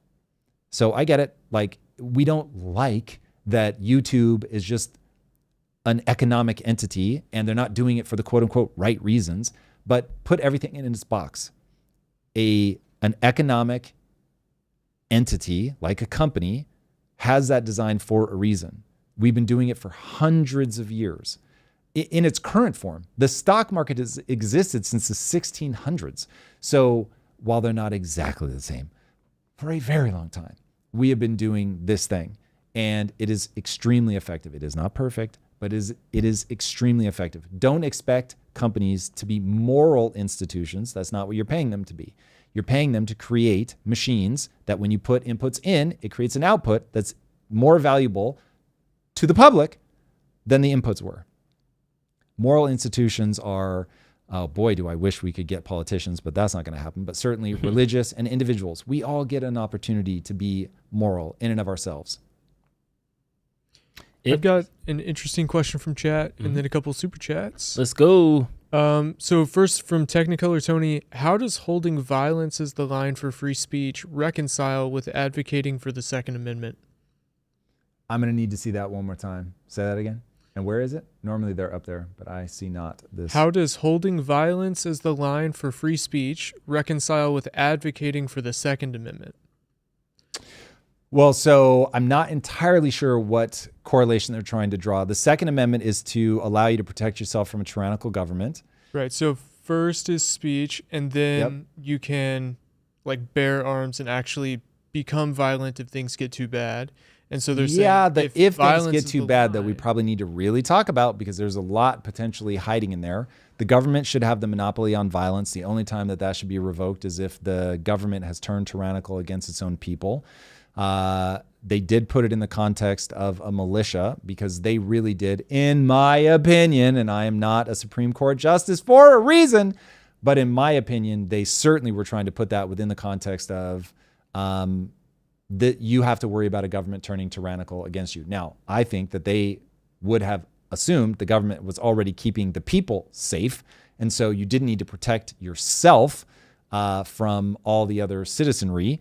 But anyway, if your government turns tyrannical, if the government is working against the will of the people, then yes, Second Amendment. There you go. First Amendment is to make sure that we don't get to the Second Amendment so quickly. You want to be able to use your words. You want to be able to make compelling arguments. You want to be able to explore ideas. Part of why the First Amendment is so important is the scientific method, that I need to put forward an idea that I believe to be true, but it's just a hypothesis. And then people are able to say that idea is stupid. One of the reasons that I feel very comfortable being a YouTuber that goes live, that talks about all these things, that I will inevitably change my position on a whole bunch of them, is that the only weapon people will be able to wield against me is, you once said this thing. And I'll be like, yeah, I once said that thing. It met with reality and I updated my thinking. Because I don't have emotional turmoil over that. I want people to give me feedback. I want them to say, actually, there's a better way to think about this. Now, I'm always trying to anchor it in first principles. If I have a goal, and so certain beliefs are going to march me towards that goal, that is very important. But the First Amendment is to be able to think well and battle ideas so that we may move forward in an intelligent fashion. And then the Second Amendment, well, I'll say, is not necessarily directly tied to the first, though there's a fun statement to make along those lines, but that's really about protecting yourself against a tyrannical government. Cool. Into the super chats. First from Sequoia Hall. Our corporation. Sequoia Hall. You know why you're on my mind right now. I don't know if anybody wants that talked about publicly, so I'll just say hi. Super chat. You know exactly why I'm thinking of you. Hello. Are corporations people with free speech? How do you regulate the profit motive of a non-human? How about money in politics? Well, money in politics is god awful and is so is one of the biggest problems that we have. Now, how do you regulate the profit motive? You definitely want there to be light touch regulation. So you don't want things like pollution happening. You don't want monopolies happening. You want worker protections. So those kinds of things are incredibly important. And I think that's really all you need to do. Beyond that, the marketplace just needs to be able to access the truth, to know what's really going on and what's not. And then if people don't like what they're doing, then you vote with your dollars and you go buy somebody else's solution. And that's it. The regulating mechanism of those entities will largely be the marketplace. Remember, if a company got on the S&P 500 in the 60s, they would stay there for an average of 62 years. That number is now 16. And that was like 5 or 6 years ago. And they said, and we expect it to drop to 12. I wouldn't be surprised if we're already at 12. Like it's the S&P 500 isn't really the S&P 500 anymore. It's the S&P 7 and then the S&P 93 or 493, excuse me. So yeah, it's staying successful is hard.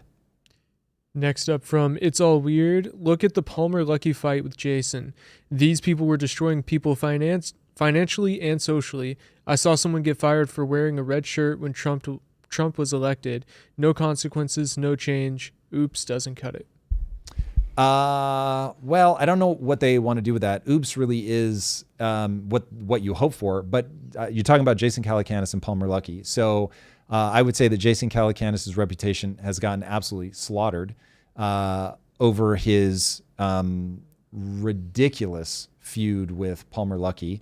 Palmer certainly has not given him any out whatsoever. He has continued to drag Jason publicly. And so, I mean, that is what it is. And I would imagine that many opportunities have been limited, but then Jason has the protective mechanism of he has other people that really believe in him. So looking at Jason as a mixed bag is probably the right answer, as we all are. And so you try to have more ticks in the column of I help people, I've done good things in business, I'm successful, then you have things that take away. But man, I don't know anybody. I've literally never met anybody that doesn't have what I call a cost of doing business, where either they think through something poorly, they're difficult to be around, whatever the case may be. Everybody's got that. So look, here's how I think of it. Every time somebody quits Impact Theory, I think to myself, okay, well, we're both about to run into reality. I love the phrase, everybody gets mugged by reality. So the person, especially if they left because they don't like the way that I run the company. Okay, so you've just left. Your parting shot is Tom is not running the company well. And then I go, cool, we're both about to get mugged by reality. And either I'm going to find out that I'm right or you're going to find out that you're right. Either way, I win and you win because we both now get to encounter the truth, update our mental model, and go forward more intelligently. So the thing I always say to myself is, yo, I've been insanely successful. So if this person is right, I've been this successful with that part of my thinking being poor, and now they've given me an opportunity to update it, I'm going to take that opportunity. So now, look, if I end up being right, I'm not going to lie, that also feels good. But as long as I'm thinking through problems well, I'm totally fine to be like, whoa, for 49 years I was wrong about this, and now for however many days, years I have left, I get to be right about it. Fantastic. And so if people can think of it like that, you have a no-lose situation.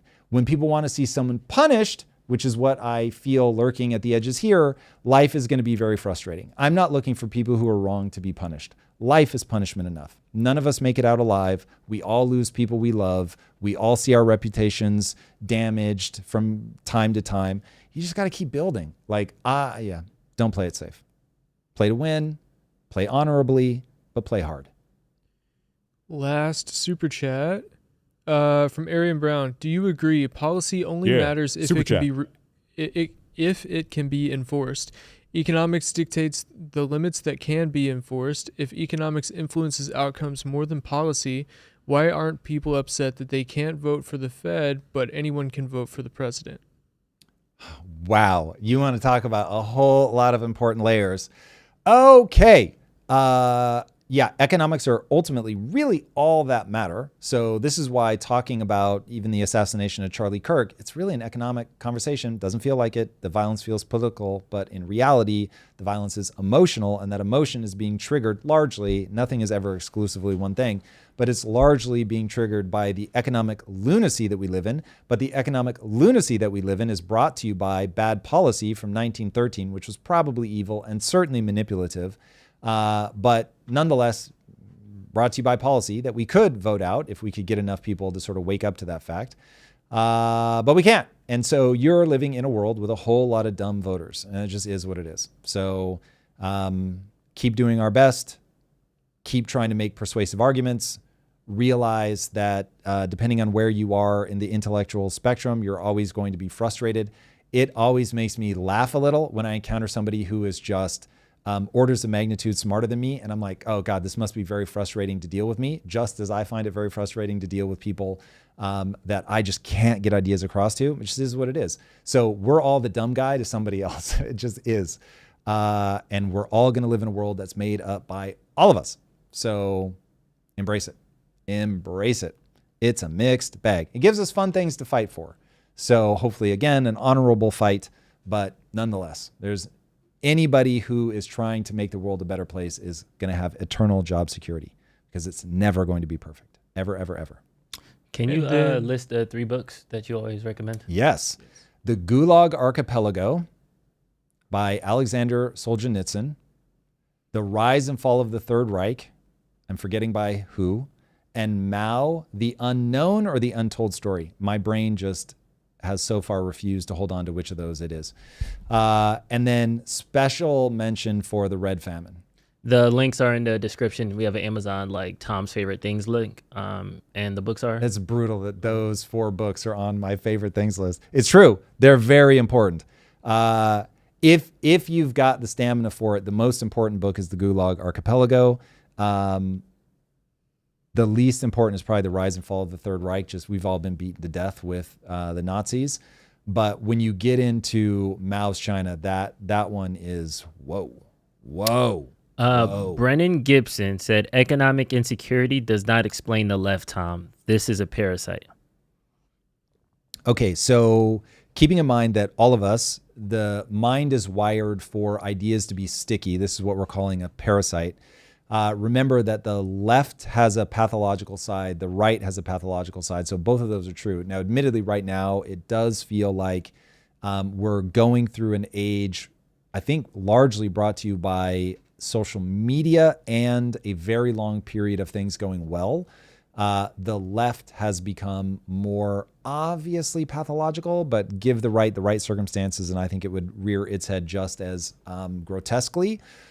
But yes, I think that envy is very real on the left, very, very real.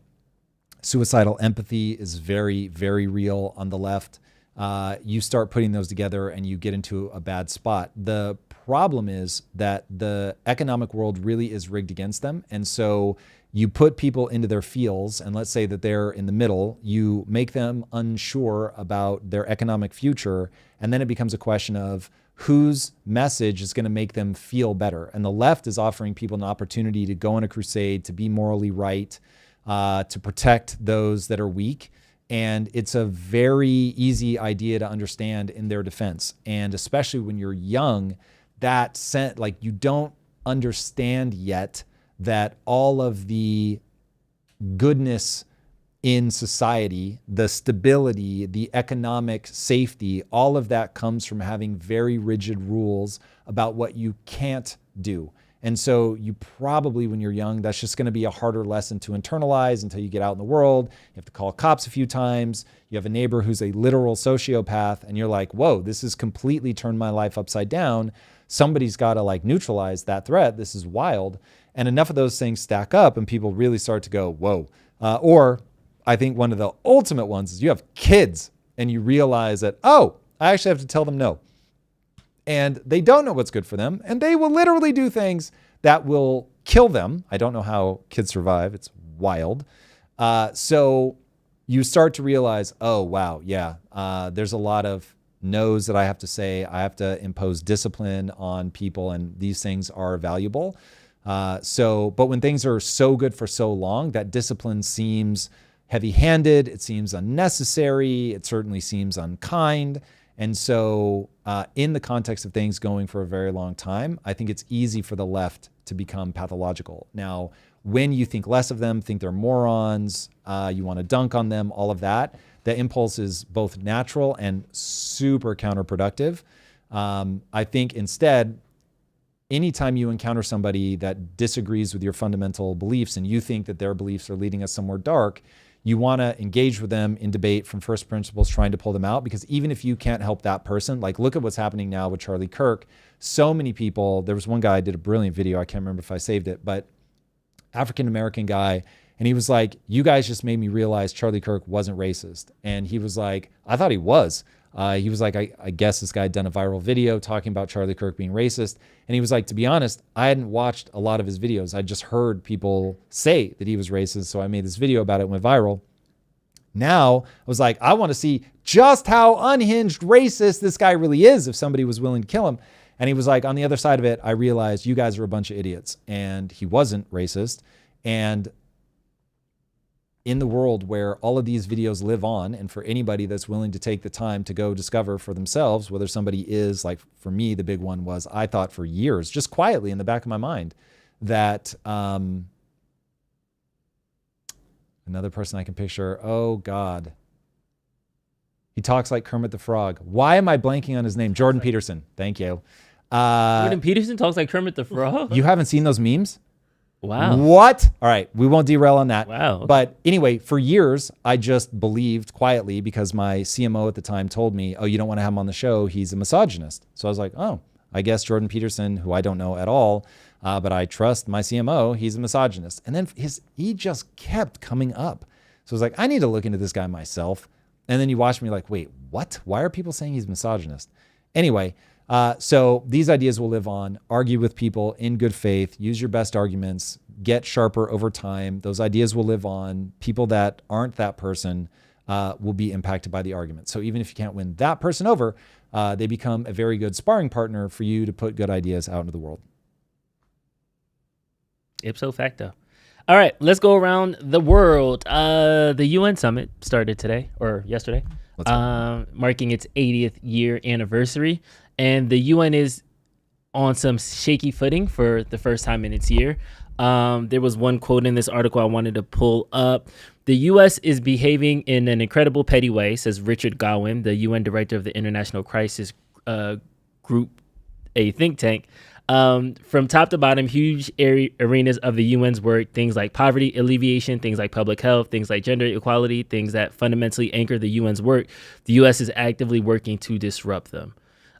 This is at a time when the UN is underfunded, overstretched, and under attack. It lost 40% of its funding since last year, and aid workers have been killed in record numbers, mostly in Gaza.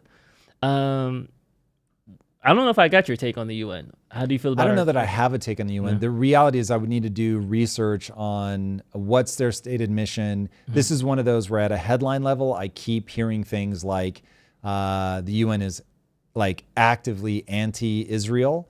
So I don't know if that's true. I would really have to go in and look at this. What I will say is from this particular instance, I really believe that they were trolling Trump with the escalator for sure. There's just the timing of it's way too perfect, and that they had been joking about it the week before. They were probably trolling him with the teleprompter. So that kind of like pettiness, I don't know, that doesn't strike me as ideal. But the idea of uniting nations is awesome. So I would have to look into this to have a sharp take. From a world police perspective, though, there is a level of responsibility that the U.S. has with the UN, and it has it with NATO. Yep. Do you see us? Trump seems to be wanting an America first, well, Israel first, America second policy. So is it one of those things where we want to... Are you dropping political bombs over here on us? Hey, man, Israel killed 3 U.S. citizens and nobody's saying anything. When they killed 3 U.S. citizens? When they bombed Lebanon, even though I thought we were fighting Palestine. But interesting. That's coming. Oh, punch is thrown. That's coming later. But in the world police, U.S. as like top cop, do you think that it's important for us to be a part of these international agencies, the UN, NATO, in some capacity? Maybe we're not the principal donor, but you know. So having nations truly be united, I think, is a very awesome idea. Mm-hmm. I do not want a world government, but I would love to see cooperation in the way that we as the United States have very differing opinions from state to state to state, but we still have an organization. I love that idea. Having some criteria, especially from like a human rights perspective for people to be in it, I think it's all wonderful. So there's certainly an idea there, and I would love to see the U.S. be a part of that kind of meta national like grouping would be amazing, but I'd need to know the specifics. So I have a vision in my mind that it would be incredible, but whether that's actually what's happening in the UN, that I don't know. Mm-hmm. So if this becomes a big enough deal, I can certainly do the research necessary. But from that perspective, that would be very interesting. Now, from the perspective of World COP, there are 2 World COPs now. You've got the US and you've got China. And having a world policeman, I think, is incredibly important. We're going to find out whether a multipolar world is better than a unipolar world. Certainly a unipolar world when you are the unipole is dope, but you don't have that balancing act that I was talking about. You don't have two opposing forces that have to find a way to coexist.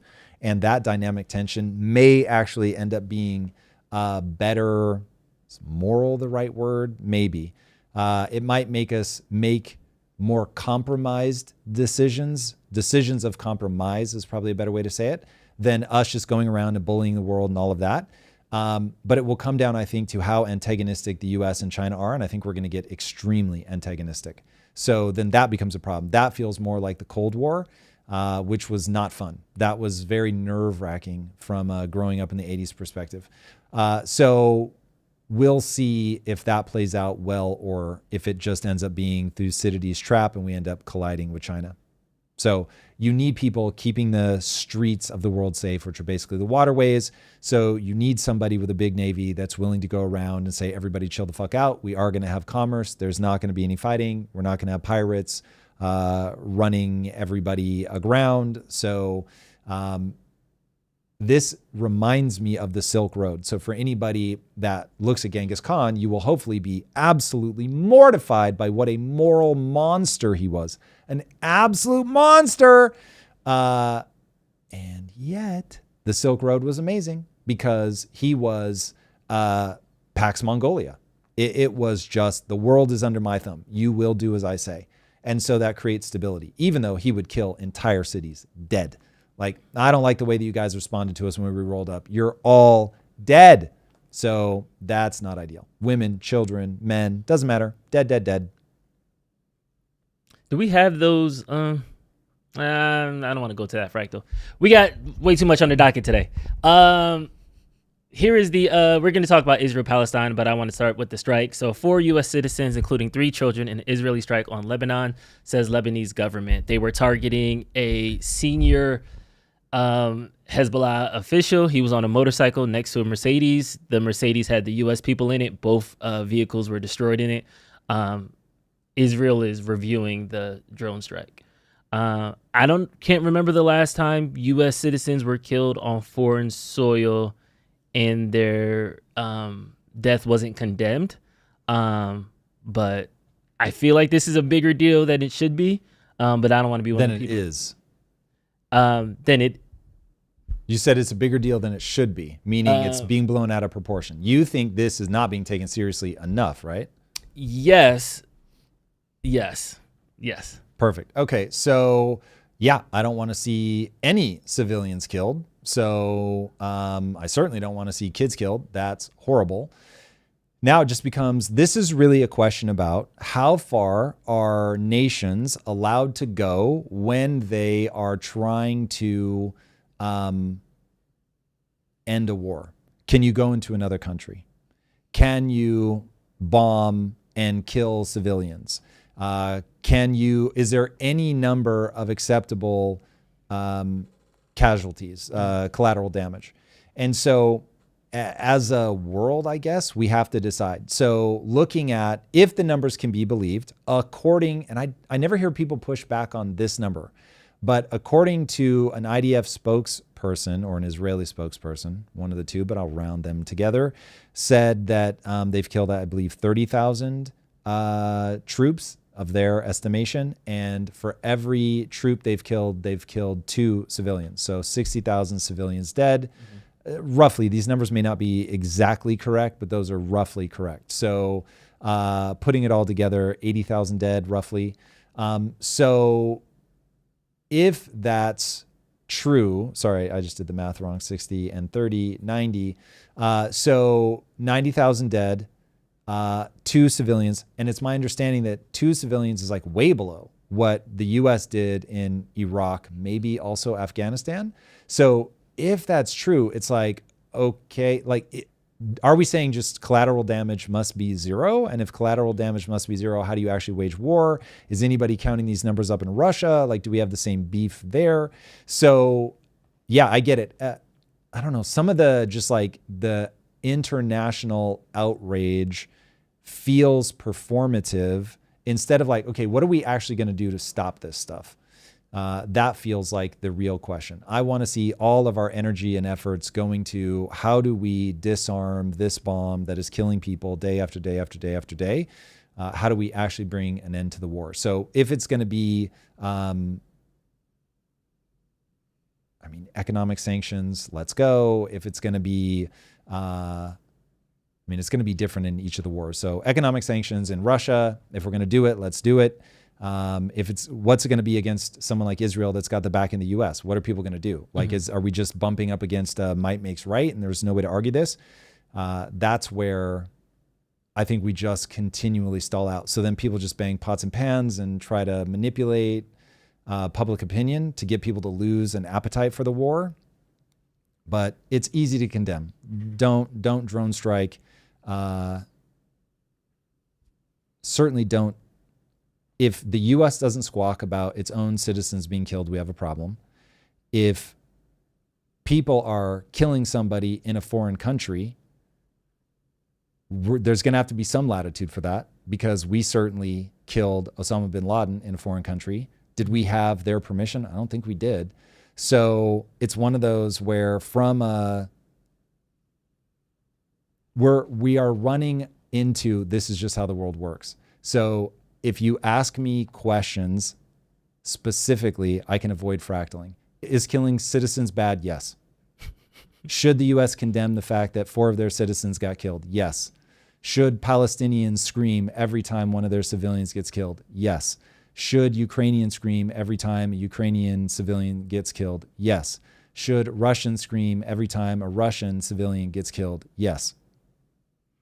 Follow up. Do I think it will matter? No. Yeah, because it is stacking against Israel. So there is enough screaming that can happen that it will change something. Israel's going to struggle to build back alliances after this. But they're just betting on, well, we've got the U.S., and so it doesn't matter. One of the things on the docket for the UN is a lot of states have been calling for, a lot of countries have been recognizing the state of Palestine. So Australia, Canada, Portugal, and the United Kingdom formally recognized a Palestinian state. 142 nations endorsed the UN General Assembly resolution calling for a tangible, time-bound, and irreversible steps toward a two-state solution. And France and Saudi are organizing a rally to support this issue on Monday. There's even been protests in Italy after Italian PM rejects recognizing Palestinian as a sovereign state.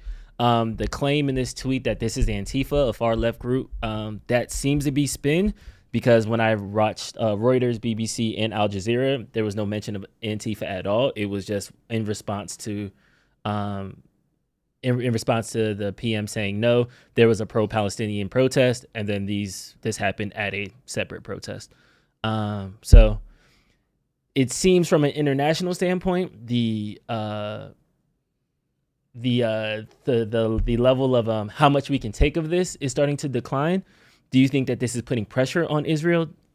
It's certainly putting pressure on Israel. There's no doubt. There is a mounting sentiment that Israel is just completely unhinged, and they're just going to kill until they take over the Gaza Strip. So the only thing that is going to help immediately, because even the long-term damage to their reputation, I think, has already been done.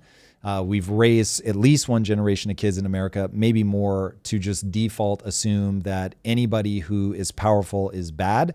They hate America, they hate Israel, and so anybody that's the oppressed is automatically the morally righteous person. So that's going to do tremendous damage to the U.S.'s reputation, to Israel's reputation. So now the question becomes, what are the steps that we could take to actually begin unwinding this? I think you absolutely need a two-state solution. However, you will find yourself back in a violent position if that government is a terrorist government. Now, it is my understanding that Palestine elected Hamas.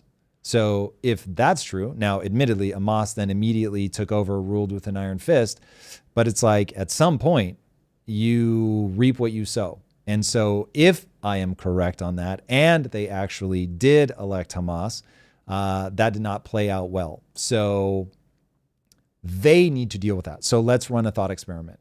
If Trump breaks bad and really does become a threat to democracy, then we have to stand up and say, yeah, voted for it or not. Like, this is our problem. We've got to do something about it. So that's where people end up bearing arms against their government. When somebody, and look, this is not easy, and it is horrifying the way that these countries will, these leaders like that will just kill you. Oh, you spoke up, cool, you're dead, and we lay you at the feet of your parents' house. Is actually something I think Hamas did to a young Palestinian who carried like an anti-Hamas sign or something in one of the marches.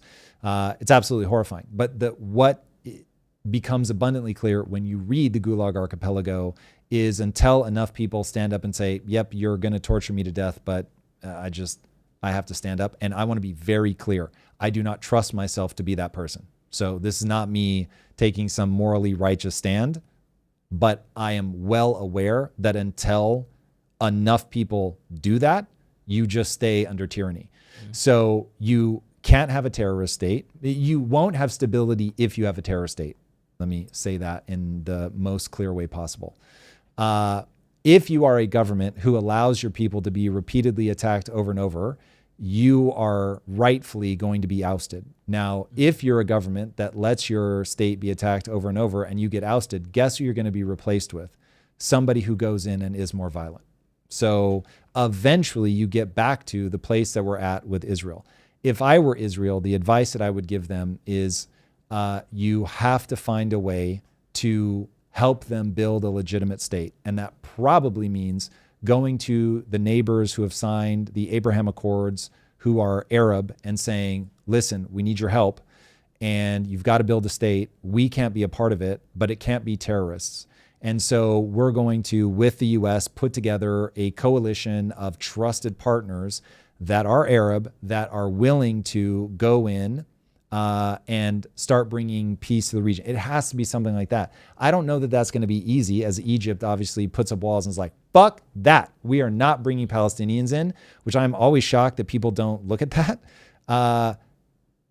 I don't know of any nations, and maybe I am just blind, but I don't know of any nations clamoring to get Palestinian refugees into their country. And it's entirely, I think that people would do well to map that a very meaningful percentage of people in Palestine, especially now, support Hamas. So do you want that kind of smoke? You're saying there is a meaningful... I think it's I don't know this. I am not on the ground in Palestine. But if I'm looking at this situation going, man, I see a lot of footage of people cheering for like dead bodies of Israelis, that even if Israel brought it on themselves, that there are many, many people in Palestine that are pro-Hamas. Given that Hamas is a terrorist organization, I'm not asking you to change your belief if you believe that Israel forced them to be that, whatever. But it is that. And so now that it is that, if Canada became a terrorist state because America pushed them into it, I still have to deal with them like a terrorist state. I'm not going to be like, well, my bad, so go ahead and kill a bunch of my people. Nope, not going to be that way. So people need to brace themselves for that. Now, if there are specific, I feel like every time we talk about this topic, I want specific arguments if people are making about what I'm saying. I want a chance to address them. So if you see something coming up, please do point them out. Mason, I'll let you scan through that. We have one more clip to round out our Israel-Palestine section. Mike Bence retweeted this clip in Sadiq Khan's London. It is apparently now a crime to be openly Jewish in the middle of a public space because it might stir bad feelings amongst leftist anti-Semites. I feel like this was taken out of context, but let's play it. No. I've watched this. This is crazy. Crazy. You have to start it over because I'm talking over and you're talking very quiet. This is wild. So rewind it. And let me just say, you're about to hear somebody say, you're very openly Jewish, and that's a problem. Is there any context in which it's like, oh, that's fine? Unless you're at a private event, it's like you're forcing them to, they're having a we don't like Jews rally, and you roll up into the private event. Okay, you're trespassing, whatever. This is a public street. So, all right, now Yeah, play it. but- No, we'll argue once I hear it. Then you can tell me how dumb I am. Pause. We're gonna need to translate this because he's so quiet. You're very openly Jewish. You're at a pro-Palestinian march. I'm not accusing you of anything, but I am worried about the reaction. And You then will it be. cuts. Yep, it cuts. Fair. You will be escorted out of here now. I'm worried about. Okay. I certainly have what I need to take a stance because even if this guy says, I am here to agitate, it doesn't change my opinion. Not a little bit. Okay. You want to play this out, or we got the first 10 You seconds? tell me. Okay. If there's more that makes your argument, keep playing it. No, it's not like my argument. This is what's happening, right? Just so people who maybe you're at home and you're watching. So there's a Jewish man on the side of the street. There's a pro-Palestinian march happening. The cop goes over to you, says, you're quite openly Jewish. I'm not accusing you of anything. To me, the underlying implication of that is I don't want people to then agitate you. I'm doing this for your safety. I'm doing this as a protection. Yeah. The equivalent I can use is if there was the tiki churches in Charlottesville. As they were walking down, there were another group of people, and then the cops came, hey, you guys are agitating them. Let's break that up. Yep. Of course, somebody died and all these other stuff. People don't talk about that. But so I'm not upset that a police officer is saying, hey, this is a right march. This is a left march, and you're on the right. Since this is a leftist and right thing now, let me move you over to the side. I just want to make sure you're good, like that. So him trying to kind of preemptively disarm the situation isn't an attack from my perspective, but I am assuming good intent. So I'm assuming that the cop is saying this because he wants to help this guy, and he's not arrested. They don't get arrested in this footage. That's my thing. You're saying it doesn't matter. I'm allowed to stand wherever I want. That is correct. Copy. If this guy wants to go and agitate and he goes there and is like, I disagree with everything you guys stand for. This is horrible. You guys hate Jews. This is terrible. I wish that you weren't even allowed to march. And then that guy has to worry about his safety. Who's the bad guy? The agitator, right? Hard pass. What is happening? Hold on. You said if there's a peaceful protest going on and this guy's an agitator. Yes. And then he has to worry for his safety. Who's the bad guy? Please don't ignore the fact that I said, and he now has to worry about his safety. The agitator has to worry about his safety? Correct. Okay. So, hypothetically, because I feel like this is a little bit more like up in the air, right? Henry W said, but what if he was black? They were racist. So, okay, let's make this super on the nose, right? It already is. He's a Jew at a pro-Palestinian march. We do not have to make this about black and white. Yeah. You've got a Jew who is at a pro-Palestinian march. And you're telling me that because he is Jewish, they should escort him away because he has to worry about his safety. What I'm saying is that is ridiculous. Let me give you another one. I should have grabbed this footage. It makes me so mad when I see something that I don't realize is going to stick to my ribs. Same march, same. Nope, totally different. Okay. But there was a guy who burned a Quran, lit that shit on fire, and a guy with a knife came after him and was slashing. He doesn't stab him, as far as I know. But you see him. I saw it with my own eyes. He is slashing at that motherfucker with a knife. He clearly does not care if he hits him or not. Now, he's not stabbing because I think there was some restraint there, but he's like slashing in front of him as hard as he can, trying to make contact. He knocks the guy down. He kicks the guy while he's on the ground multiple times. Another guy kicks him on the ground. Who's the villain? The guy with the knife? Correct. Okay. So I'm saying it is very offensive to burn a Quran. Okay. Very offensive. You're the villain if you go after the guy with a knife. It is offensive for some if you burn an American flag. You're the bad guy if you go after the person burning the flag with a knife. If you punch a guy for burning a flag, you're the bad guy. And so I'm saying being Jewish at a pro-Palestinian rally does not make you the bad guy. If this guy has to fear for his safety, I don't. But who's the people who are going to attack him are the bad guy. So I'm saying this cop is like, yo, bro, I'm worried about your safety. We're going to have to move you over here. It's like, hold on. Don't let anybody attack me. And if he's like, okay, listen, like we could just get overwhelmed. There's not enough of us. These guys are getting agitated. Like, hey, man, I'm ready and willing to take you over there. And if this guy says, nope, I want to stay here. I have every right to stay here. And the guy says, okay, but we can't protect you. Cool. Totally get it. The cop made it clear. He wants to do his best, but like, hey, I'll call for backup, but they may not get here in time. And if he's just trying to keep him safe, word. But I want to be abundantly clear. This guy shouldn't have to worry about his safety by being in a pro-Palestinian march.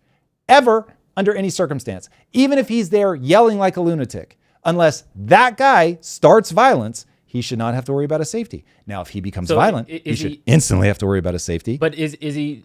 Okay, so we always talk about freedom of speech, but not freedom of consequence. So if he's calling a bunch of people slurs and somebody hits him in the mouth... Yeah, it's the person who punched him. The person who punched is the bad guy. Is the bad guy. Okay, of course. So I could be at a protest. I can agitate. I can say anything. But as long as I'm not physically violent with anybody, I should be protected. Correct. That's the whole idea of peaceful protest. But you should be able to protest and counter protest. Now there are regulations about when and where you can do it. You have to like get your right permits and all that. But assume that somebody has done that. All I'm trying to say is, people should not be afraid that they're going to be attacked for being Jewish in public under any circumstance. Mm-hmm. Okay? We have no reason to believe that this guy is agitating. I'm pushing it that far so people can get real morally clear on this. But he isn't doing that. So I'm just saying, bro, we are going down a weird slope when people are like, listen, I can't control them. They might get crazy. Dude, this is exactly the same as telling a woman you can't wear a skirt that short because someone might want to rape you. It's like, hold the fucking phone. I should be able to walk around nude. And not only should I be able to count on people coming up and putting a coat on me to make sure that I'm safe and okay, I certainly shouldn't have to be worried about getting raped. And if somebody brings up, let's say it's my wife, because it's very weird, I keep saying me. My wife gets raped, and in the court document, someone was like, well, her skirt was pretty short. Get the fuck out. That's stupid. That's a level of absurdity. We're accepting something in society that is so moronic. A pro-Palestinian person should not have to fear for their safety in a Jewish march. So, dude, this is wild. I don't understand. Everybody should be going, okay, look, the cop's trying to protect him, but if this guy doesn't want to move, everybody should understand the bad guy or anybody that would make this guy feel unsafe. That's wild. Just like, hey, you're at a Charlie Kirk rally, and there's one guy there that's wearing a shirt that's like, I'm glad Charlie Kirk died. That person should not be in fear for their life under any circumstance. That's insane. Yeah, I guess. I feel like we want internet rules to apply in real life. Like, no. We want a civil society. No, we want to be able to disagree with people and it not turn violent. Yeah, so then debate them. Love it. Talk to them. Great. And the cop coming here and saying, hey, I'm worried. To me, this is good policing to me, is that he's worried about his safety. Now, if is it good policing if he forces him to leave? If he's forcing him to leave, no. And there's no threat. Then that's you and I posed, are completely on the same page. Then no. But my thing is like the cop like presenting it to him. Like, I don't think that's crazy that the cop is like, hey, emotions are kind of high right now. Are you sure you're like, yeah, I appreciate agreed. That part. Okay. That's where I was confused. I was like, wait, the cop can't even sit like, is the cop wrong for assuming that that would left? Like, if the cop is like, listen, I'm not going to be able to get back up here in time, all is well. But what I'm saying is we are casually accepting that the opening line is, you are obviously openly Jewish, and this is a pro-Palestinian march. That's already not okay. okay. So not that he shouldn't say the words, that he has to say the words. Okay? If you become violent, you are the problem. You don't have to tell me why the person became violent unless the other person is violent. Now, if somebody comes in and throws a punch, yep, you're going to get your ass beat. Fair. If you come in and say words, nope. If you come in and are obviously Jewish. So again, this comes down to people are not reading enough books. When the pogroms happen, when people turn on Jews, it breaks bad, it gets violent, a whole bunch of people die, and people give up their humanity. And it happens over and over and over in history. And there's no thing you can tell me about what the Jews are doing and controlling the money supply and for me to go, oh yeah, cool. Then go kill a bunch of them. That is so wild. People have forfeited their humanity at that point.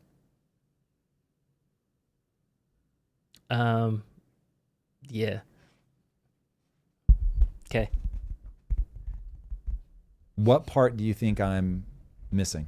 I don't think you're missing a part. I think the cop wanted to help this person. This person refused. Him forcing the person to move over there is wrong. Perfect. And I understand that. That's what we're talking about. I was confused because I was like, a cop saying, hey, it became openly Jewish, and that being the quote, it's a crime to be openly Jewish. It's like, nah, that's not what he's not.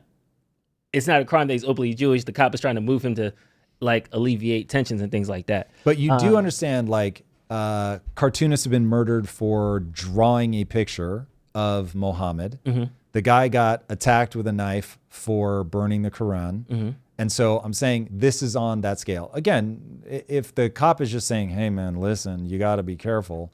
Cool. Yeah. And then I guess when you came back and said, I don't care if he's agitating it. And that's why I said internet rules don't apply to real life, because if somebody's agitating Lisa, you wouldn't just sit there and be like, well, he has a right to agitate. You would want to move him. You would want to say something. It would become some type of disagreement. And then those disagreements hugely escalate. And then it turns bad. Yeah, but if you know what I mean? They have not brought violence upon my wife, I'm not going to attack them. Copy. So try to get them to leave, try to argue them down, walk away. There are many, many solutions that I would reach to. What I'm saying is the very thing to have the discussion about, and if anybody is clapping at me on chat, I'd want to know, because the thing that I want to talk about is, what are we going to tolerate in a civil society? What are we going to tolerate in a civil society? And I'm saying, when just being you puts you at risk, nope, hard pass. We've long passed what I think is acceptable in civil society. Marushka Dark, Drew, if the cop said you are openly black, this is a Klan rally, you wouldn't feel some kind of way about that being systemic racism? There you go. How would that make you feel? If I was at a Klan rally, the last thing I would be worried about is a cop talking to me, because I'm at a Klan rally. And why the fuck am I at a Klan rally in 2025? Let's say you walk. Like, there's so many things that happened wrong in my life for me to get to the Klan rally. I don't want to drag you into this and make it about race. Anyway, no, but I said hypothetically speaking, if that was me on the side of the street and a guy came up to me and was like, hey, this is a Klan rally, you should take a couple of steps back, I would at least, how he presented it, if the person came up to me and says, hey, you're openly black, this is a Klan rally, maybe you should move over here, I would appreciate at least him coming and talking to me about that. Wouldn't you now, if he grabbed me up, if he assists me, if the cop took off his hood and said, hey, you got to move back. He's being very kind, just as this guy is. But he is letting you know, we are going to make you move. You've already said you don't like that. Okay. So my thing is, what I'm trying to get at is if somebody said, hey, there's this big Klan rally and a black guy was asked to move, like, what do we think about this? I'd be like, Klan rally or not, the Klan has absolutely no right to become violent. So black people should not be afraid in the slightest to stand watching a Klan rally go by. And if the Klan made a move to threaten or certainly physically assault, it's just a hard pass. So I don't care if people want to belong to hateful groups, whatever. That's their business. But I mind very much if they make public streets a place where somebody is actually in danger. I'm not expecting you not to feel uncomfortable. Of course you would. But I am expecting you to have every sense of I'm safe, because we live in a civil society and we don't do this. So Chad is largely in agreement with you, but there's one person who has a different take. Tom, you are delusional if you think that this would not become a volatile situation. You are hyper-protective of Jewish protesters, yet the pro-Palestinian protest met with police deportation and more. Okay, so again, I did say, if the roles were reversed and this was a Jewish march and a pro-Palestinian person came up, that person has every right to feel completely safe. Now, if you are occupying, regardless of what kind of protester you are, if you're occupying space that you have no right to occupy, I would expect them to forcibly remove you. Period. You don't even have to tell me who the protester is. Yes, if they're not supposed to be there, remove them. If they are damaging public property or private property, remove them. So, yeah, listen, I have been exceedingly consistent that I don't even trust myself. So I don't think that I walk through life. Actually, I do think I walk through life thinking I see things clearly, but I know I can't trust that. So despite how right I feel, I want to make sure that other people are able to say the things that they want to say. And I think that there are certain things that we should want desperately out of civil society, and safety for all that haven't committed a crime is like at the top of the list. I'm curious because I kind of want to start a poll. But the poll is, have you ever gotten punched in the mouth? Sorry, really fast, just because I still see people saying the dream world of Tom. Boys and girls, you have to have a goal and you have to try to move towards that goal. I'm not saying that that is the world that we're in right now. And if Lisa were wearing a really short skirt and we're around people that I thought were going to become a problem because of that, I would say, hey, don't wear that. That's a bad idea from first principles. But nonetheless, I would say, I get it. We're up against a set of villains that are potentially doing a bad thing. Then yeah, 100%. But nonetheless, I live in the real world. So we are talking about what we want. What are we moving towards? How should society be? Not that I'm blind to how the world actually is. Growing up, there was like this like running joke that when you get to a certain age, you got to get punched in the stomach, because once you get punched in the stomach, once you actually air somebody out, it makes you like think about what you have done. Yeah. So it's kind of like, I don't know if you guys ever played football or if you've ever been winded or if ever been in a fist fight, but there is something to, you have to sit in the pain of I did something that caused me to get punched in the mouth. Yep. And I feel like until you get punched in the mouth really hard, a lot of people are just brazen in the things that they say. They never had to get checked. They never had to deal with their consequences. So their freedom of speech is, I can say whatever and you can't touch me and that's my right and da-da-da-da-da. And then it's like, yeah, it's your right for you not to get fired and it's your right to do all these other things. But there are probably not your right. So I get what you're saying. Yeah, there's certain things that like I would never say because I'm not ready for the consequences that come with that. And there's certain things that you just have to eat. But I feel like now in this internet world, it's like, oh, I can say whatever I want because this keyboard's not going to hit me back. It's like, yeah, okay, it works on Twitter, but then go to a protest and be as rambunctious as you want. And then you can't get mad at people who are highly volatile, highly emotional, walking down the street. It's a lit match. It's the Antifa thing that Trump always says. There's people that are going there trying to make a good match. And then there's the bad actors that know how to agitate that population. So I just feel like if we're going to have conviction about how agitators need to be free from like problems or anything like that, I just think that that's setting a bad precedent, because I don't think you should be able to just say whatever you want without consequences, hurting people's feelings and things like that, and then expect then to play the victim when somebody checks you on that.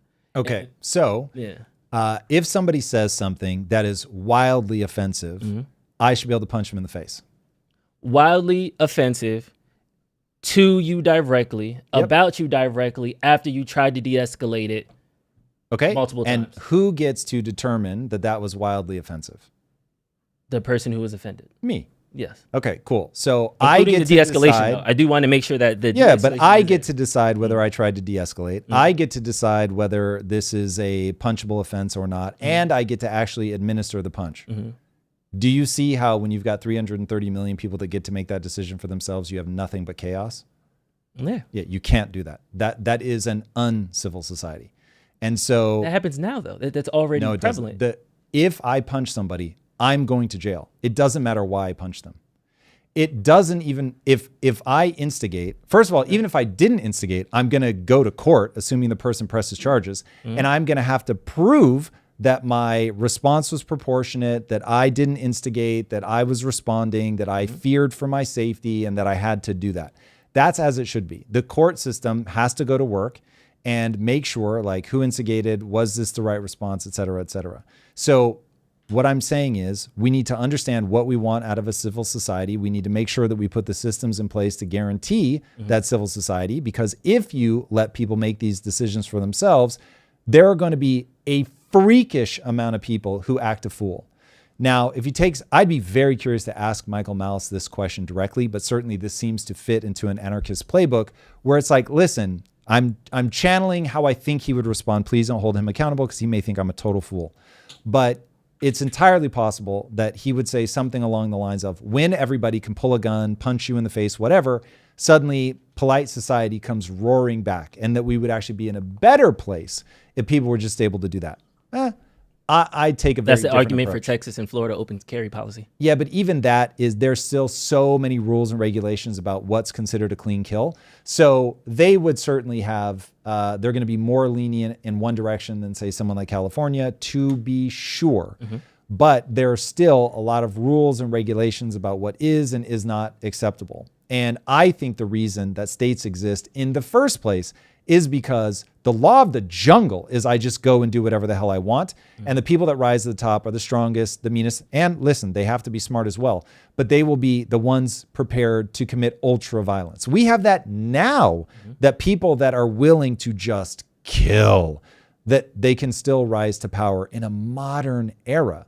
So given that, I think the reason that people clamor to have a free and just society is because it sucks to live under tyranny. And so even though it might keep a certain amount of balance, you end up having one person at the top that more or less does their best to control the violence, and they become nation state like. It's just the sort of inevitable outcome. Let's jump into some reactions now. We have some super chats as well. Oh, we got a super chat? Yeah. Super chat. So first from Hank Marquardt. How did you not bring up Epstein with Mike Benz, or was that negotiated away in pre-production? We need a No, boo, not at all. So I think we did talk about Mike Benz. I guess Epstein might have gotten cut out because it didn't deliver anything super interesting. I did not hear it. No. I'm saying when we were on camera, we always cut things out to keep the interview moving. I always go to raw files. But yeah, no, we did. He didn't say I couldn't talk about anything. I could have asked him anything I wanted. Going into it, we originally were going to talk about Epstein. I was going to make that like a big part of it. And then as I really thought about like what impacted me researching him was all the NGO networks and all of that. At one point, I thought I did bring it up to him. It may just not have borne any fruit. It certainly wasn't a big part of the conversation, even if it was just something that got cut out. But my original headline and thumbnail was all about Epstein. But then as I did the research for the interview, I did not find that to be the most interesting part of it. But he's talked a lot about Epstein. So if you want to hear Mike Benz talk about Epstein, you can certainly he's talked about this certainly in the last 2 weeks. So by all means, you can go find his. If you want to know my thoughts, I'm certainly happy to talk about it here. The speed run of my Epstein thoughts are the odds that he's not connected into the government somewhere is virtually impossible. I have a feeling that it went something like this. He got the job at Dalton because he proved to be morally gray, and people that like morally gray people wanted him near. He then got in trouble there, got moved into Bear Stearns. At Bear Stearns, he got in trouble again, but I bet they loved that he was morally gray. This is all just me being as a fiction writer and saying what would need to be true for all of this to have played out. He then exits Bear Stearns, but keeps a relationship with it. He gets involved with Anand Khashoggi, who was theoretically the richest man in the world at one point as a guns runner. He helped get guns to Saudi, I think. So that whole connection, I doubt that he was actually handing Khashoggi's money. I'm guessing Bear Stearns was, and that he became sort of an outside person that when Bear Stearns wanted a client but knew that it was super gray, that they would use him. Mike Benz himself has said he doesn't see blackmail as being a likely thing that Epstein was involved in, because you turn off all your clients the second you turn on somebody. But I'm sure there are plenty of like dirtbaggy people at all levels of corporations, governments that just dig somebody who's like that. And that he was more the accounts guy. So he wasn't actually doing any of the money handling, yada, yada. So my gut is he was involved like that. Was he an asset? That I don't know. But working for corporations, funneling money through NGOs back into governments, probably. So probably had incredibly high level connections that were trying to keep him out of all this. It's going to be something like that. I wanted to focus on the NGO side of it. I found that it changed my worldview so profoundly in researching Mike Benz that that's where I went. I am almost certain if we looked at the raw transcript that I do mention Epstein at one point. G, are you here? Is G here? Do you remember cutting any of the Epstein thing out? Because I swear I did. We didn't cut anything, but it was minor. Yeah, we didn't cut anything out the interview itself. I did. I know we cut things out of the interview because I did it personally. So I just don't remember cutting anything about Epstein. Anyway, he got mentioned. 20, and the first 20 was all NGOs. Yeah, that's what I'm saying. Yeah. So my shift was to that. I'm just saying I know things were cut out. So for anybody that like this really becomes a bone they pick. Anyway, there was nothing fancy. We'll talk about Epstein as much as you want. And what's his face talked about it as well. Yeah, Tim is saying that he was involved in the Iran-Contra affair. That is almost certainly true. Skimming money off of it, which is a big part of that. So anyway, I think he was super mixed up in a whole lot of bad things. I just didn't think that was the most interesting thing I could talk to Mike Benz about. Cool. We got 3 more. Next up from Kevin Bradshaw. Shout out to your show from entrepreneur to entrepreneur. Can I get a shout out? I'm inspired to be like you guys. What's his business? Where is this? Which guy? Is this Kevin Bradshaw? This is Kevin Bradshaw. Shout out Kevin Bradshaw. Do your thing, man. Entrepreneurs solve the problems in the world. So there it is. Let's go. Do your thing, man. And next up from Jedward. At what point, if any, does reasonable foreknowledge create an obligation for one to curtail their own free speech? Yelling fire in a crowd is free speech, yet it is reasonable to see a panic may follow. Is that more than offensive? So again, and maybe we should get a quick like cheat sheet about the things that the Supreme Court has already ruled. Those are the only, I'm not looking for anything additional. So I'm perfectly happy to abide by all the things that the Supreme Court has already ruled on, largely because I live in that world and I see what it looks like. So not because I could recite them verbatim. But that's it. I think people should be able to say offensive things, evil things, gross things, horrible things, ugly things. Yep, all of it. Don't incite violence. And one more from It's All Weird. Where do you both feel personal space? YouTube would not let me say what I wanted. I put it on Discord general chat. Where do you, he put in, I'm reading on Discord. Where do we now. feel personal space? I guess, what do you feel about personal space? Kids donkey kicking my front door. Do I get to preemptively protect myself, or I just hope that they are not here to rape my daughter and kill us? Extreme, I know. If I'm projecting onto you, It's All Weird. Am I saying like, if somebody comes to my house, front door or things like that. There's laws on this stuff already. So if people are terrorizing you, should absolutely be able to report them. You should be able to get a restraining order against them. So there are already legal mechanisms to protect you from that kind of thing. I know it's a super big pain in the ass. My mom got into a real war with her neighbor, and that is a level of stress and suffering that is not fun in the slightest. Cops are called. There's all kinds of gaps in the law where they can get away with stuff that they'll be like, this is a civil dispute, we can't help you. And yet it is absolutely miserable, including property damage, all that stuff. So I wanted to sue the guy into oblivion, but my mom didn't want me to do it, so I didn't. But, ooh, buddy, I was irate.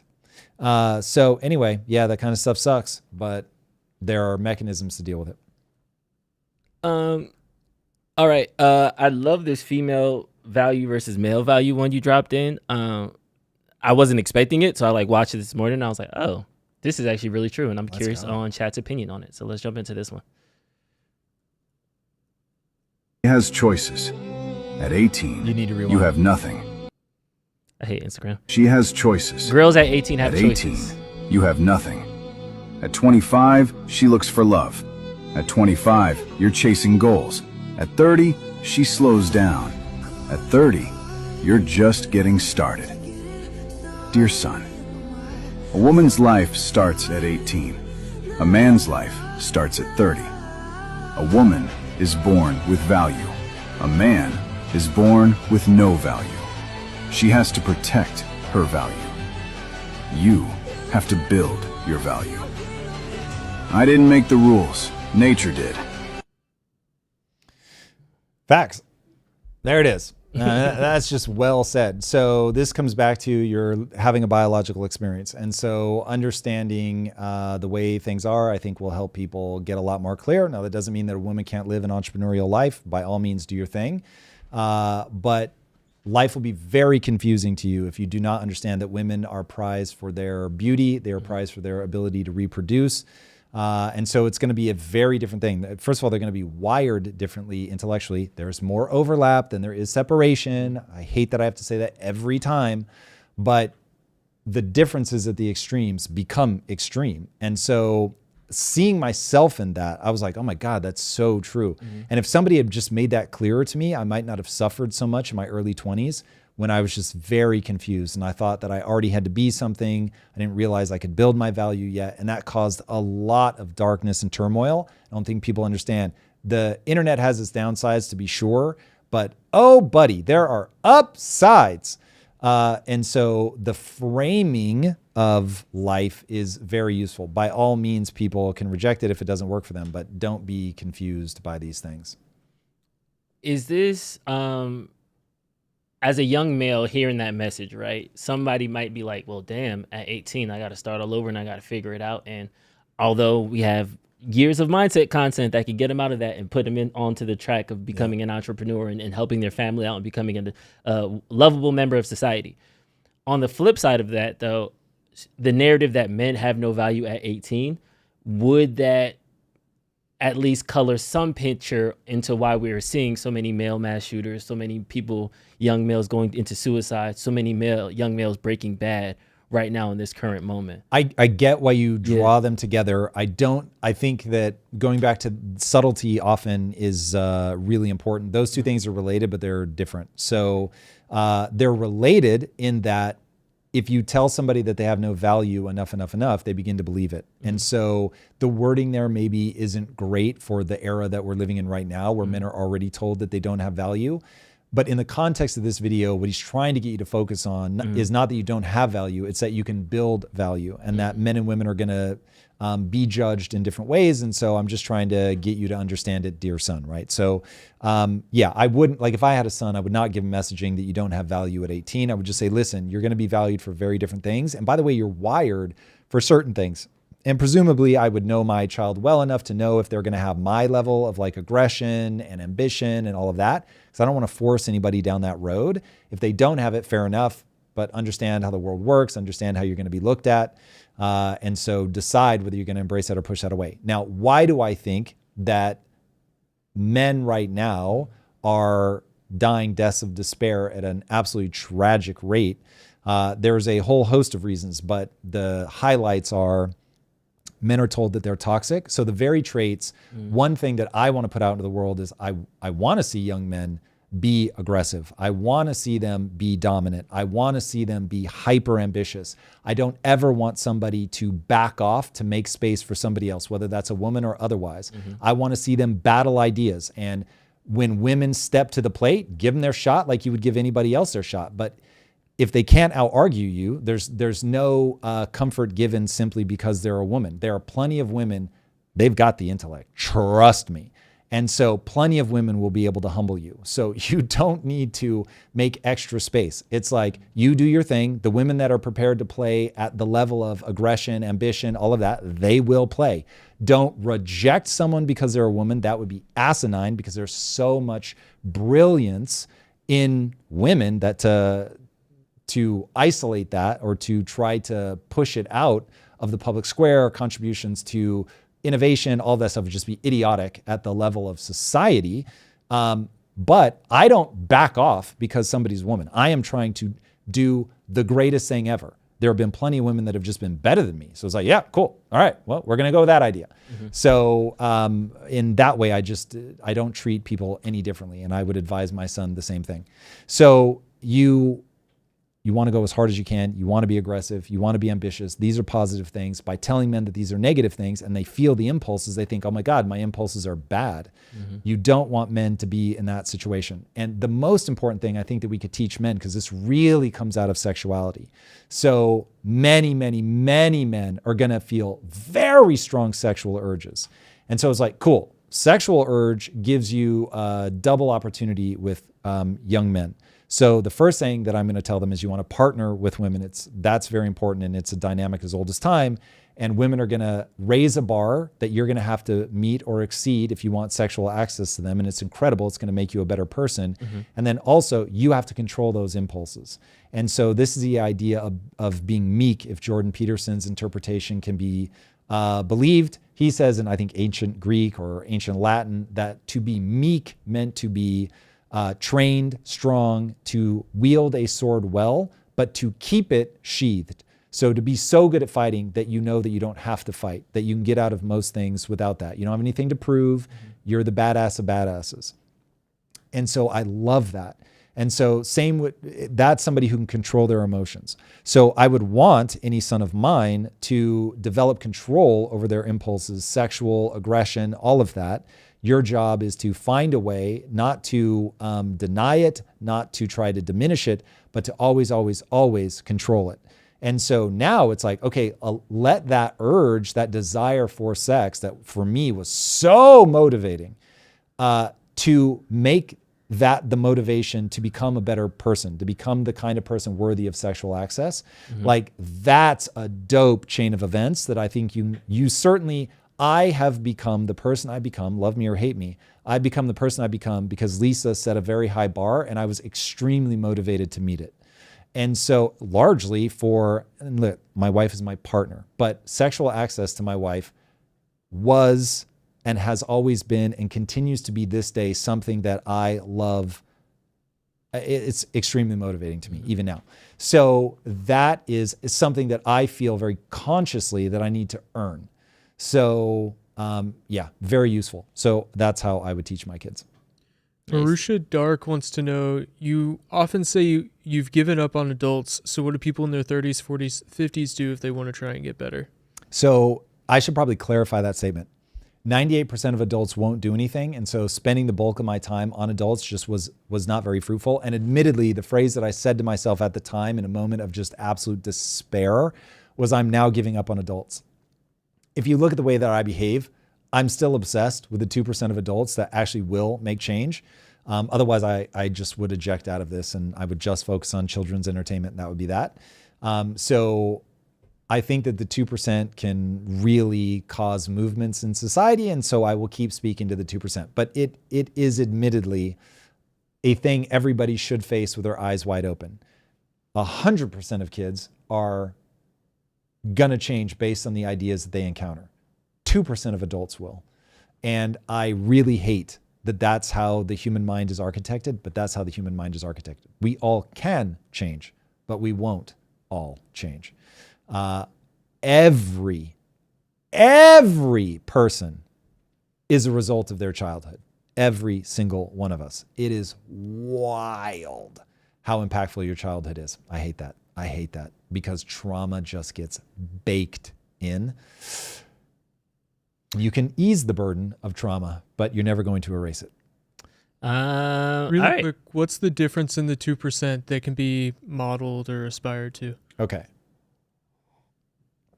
Imagine this. We are all a roll of 100 dice, 1,000 dice, and the dice are 20-sided. So the 1,000 things or the 100 things, whatever analogy makes the most sense to you, are traits, discipline, ability to love, ability to sit in pain, intelligence, all the traits. We all have differing amounts of them. And then the numbers 1 through 20 are the amplitude. So gets angry easily. You're a 20. So you just, boom, you get angry very fast. So we're all a mix of that stuff. If you have a lot of patience, so patience, you score a 20, whatever. You roll that dice, we all get these really weird combinations of really patient, but extremely short fuse. So they'll be patient forever, ever. And then when they hit that thing that makes them mad, like they just trigger fast. So they go from 0 to 100 fast. It takes them a lot to finally snap, but when they snap, it's like, whoa. So you'll get like all those super weird combinations.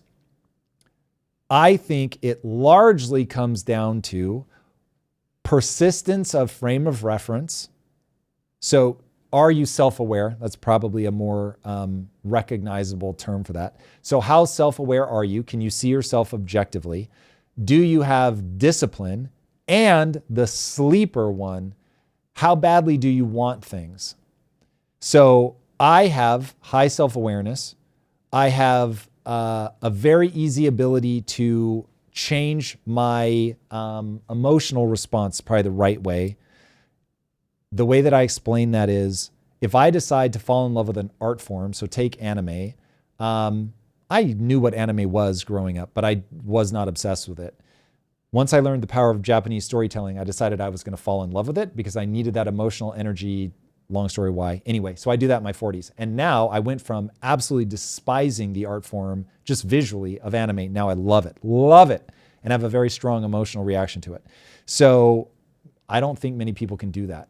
So if you have a high score on that and you can see yourself the way that you are, recognize what needs to be changed, have the desire to change it, the discipline to change it, and the ability to fall in love with something new, now that's somebody that can very easily point themselves at something else. So it's going to be like a combination of those things. So it'll be something like that, period.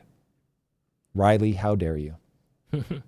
All right. Speaking of raising your kids, this next video is hilarious. People are going to hate me for this. I love this so much. This is so dope. These kids gonna our kids up. I promise you that. There's a child right now screaming just as loud because his iPad is on 10%. Not dead. He already having an anxiety attack because he already know in 20 minutes his iPad about to shut down, and they preparing him for everything. I know y'all out there screaming, oh, this is child abuse. Hey, that child probably after training, probably have to do a 10-hour shift to go feed a family at 7. Talking about child abuse. This kid is kidnap proof. And if they take him at 3 o'clock, he gonna be back by 3:15. Kidnappers is gonna be, hey, please take your child back. My bad. I ain't know he's gonna kick me in the face 32 times while I was driving with your dumb ass. Dude, I get it. I get why people are gonna watch this and be very glad I don't have children. I totally understand.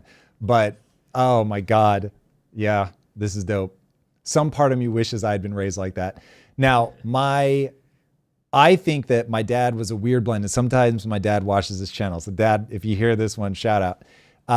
My dad would let me get away with whining, but then when it came to like getting a job, no excuses. You're getting a job. You're going to do well. You're going to shine. You're going to get good reviews. There's just no ifs, ands, or buts about it. And my dad was obsessed with building character. And so I have to say, I was so furious with my dad for making me work. I have had a job every summer since I was 12. Wow. So my dad did not play. You were going to get a job. So that really built a lot of discipline in me. And especially because I was so lazy, I just got whatever job he would get for me. So I worked in a paint factory. I worked in a paint warehouse. I've literally spent summers inside of industrial vats with big industrial brushes, like scrubbing chemicals with a gas mask. Like it was wild. So, but then as you get older and you see people complain about having to do a little bit of work like copywriting or whatever, and I am out of my mind because my dad was just like, nope, we work in this house. We build character. We used to go chop our own wood down and stack wood for the winter. I hated it so much, but it was just like, my dad would always say, this is building character. This is building character. And the thing is, it did. And so, dude, I was a psychopath. I hated it so much as a kid. Like, I feel bad for my parents, but I'm so glad they did it, man. I'm so glad. My daughter, it wasn't this summer, it was last summer, when she turned 13. And I was like, hey, you're turning 13 now. You know, when I was growing up, I had a job, I had a job every summer since I was 12. So it was like, I was a king. I had older brothers. I remember one time, my first job, I lied about my age just so I could work with them. Like, let's go. You know, back then they didn't have paperwork. Before 9/11, it was so easy to scam people. So I was always up in the 1940s. That's where I'm going. It's funny. So I was telling her, I was like, hey, you know, I've been working since I was younger. Like, you need to do something. You need to get out there and start working. She was like, I mean, Dad, that was in the 1900s though. I don't need to do that anymore. That's hilarious. I wanted to choke her out so much. That is. I was like, those are the 2000s. Thank you very much. I'm not that old, but yeah. For me, it was very much in the 1900s. She probably. How old would I have been when I got the job in the door factory? It would have been in the 80s. Yeah. So yeah, it would have been 88. So yeah, God, I really am old. I don't feel that old. That's wild though. The first time I heard kids say something like the 1900s as if it were the 1800s, I was like, oh my God. Yeah, it is shocking. Shocking, I say. Okay, so you guys put me on that school shooting AI video. That was the commercial, the back to school commercial. Yeah, Woo. that happened a couple weeks You ago. guys haven't seen that, man? Oh, buddy. Yeah, we should have played That's it here. We haven't played rough. it. It's dark, but Yeah. So they did, I guess the same company or whatever did an AI take on the economy. So that's what this one is. Should I buy more food, or do I keep paying off my student loans? I'm sorry, but someone outbid you by $20,000. Sweet, my 5th Airbnb rental. I mean, we could always just give less to the shareholders and make things cheaper. This is the only home I could find in your $4,000 a month budget. After some minor repairs, it should be good as new. I want to go to Aruba 6 times next year, double the subscription price. That'll be $78. For 12 eggs? Do you guys take Klarna? So it looks like you'll need this surgery or you're gonna die. Your insurance only covers 1 out of every 6 blood vessels, so that'll be $89,000 cash. Yay! I found a deal on the mobile app, and now it's only $20 for 1 chicken nugget. I understand you don't have any money after taxes, but you should really be putting some money away. Oh, God. Okay, so it is funny. It is funny. And sorry for the bad audio, guys. We really do need to nail down our audio woes here. This is really where I wish people would pay attention to the actual problem. The actual problem is inflation. The actual problem is your government steals money from you. That is the actual problem. But I get that that's complicated enough and it's not funny. So, yeah, it's horrible.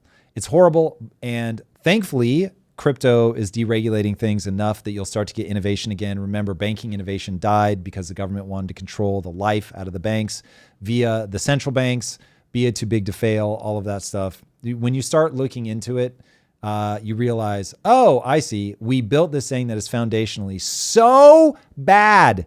And then all of these things bubble up from it. And so when people can literally compete in the marketplace, then if a bank is doing something stupid, then you can make something better. You can offer something cheaper.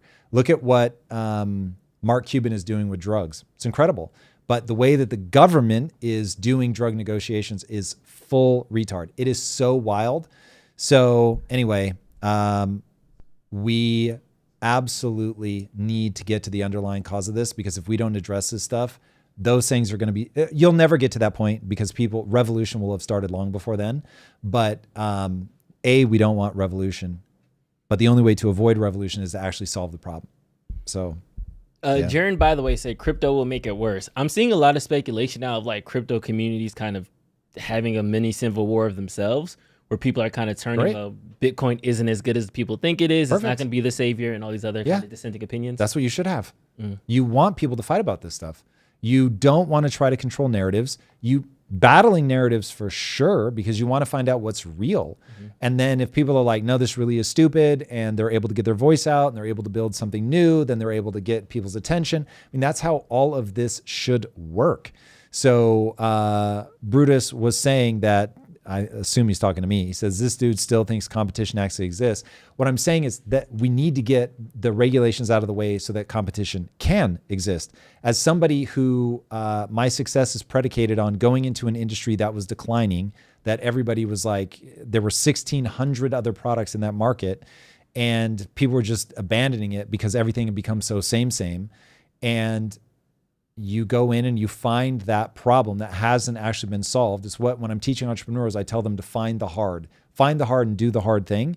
And you really can do something. So I don't agree that there's no competition. I agree that competition can be very difficult. And let me bring up a company that everybody loves to hate, but look at what Palantir has done. They had to sue the US government like 2 or 3 times just to be able to bid against other people. So if you have a superior solution and you're willing to do the things to actually get in and compete, that's how the world still moves forward. So anyway, for the average person, that's not going to be the solution. The solution is going to be to fix the economic system, but we really do have to fix the economic system. Have to. Okay, I want to get through these last two. First, this one that's been making his rounds. So Kamala has released a book, 107 Days, where she's talking about running in everything that went wrong in it.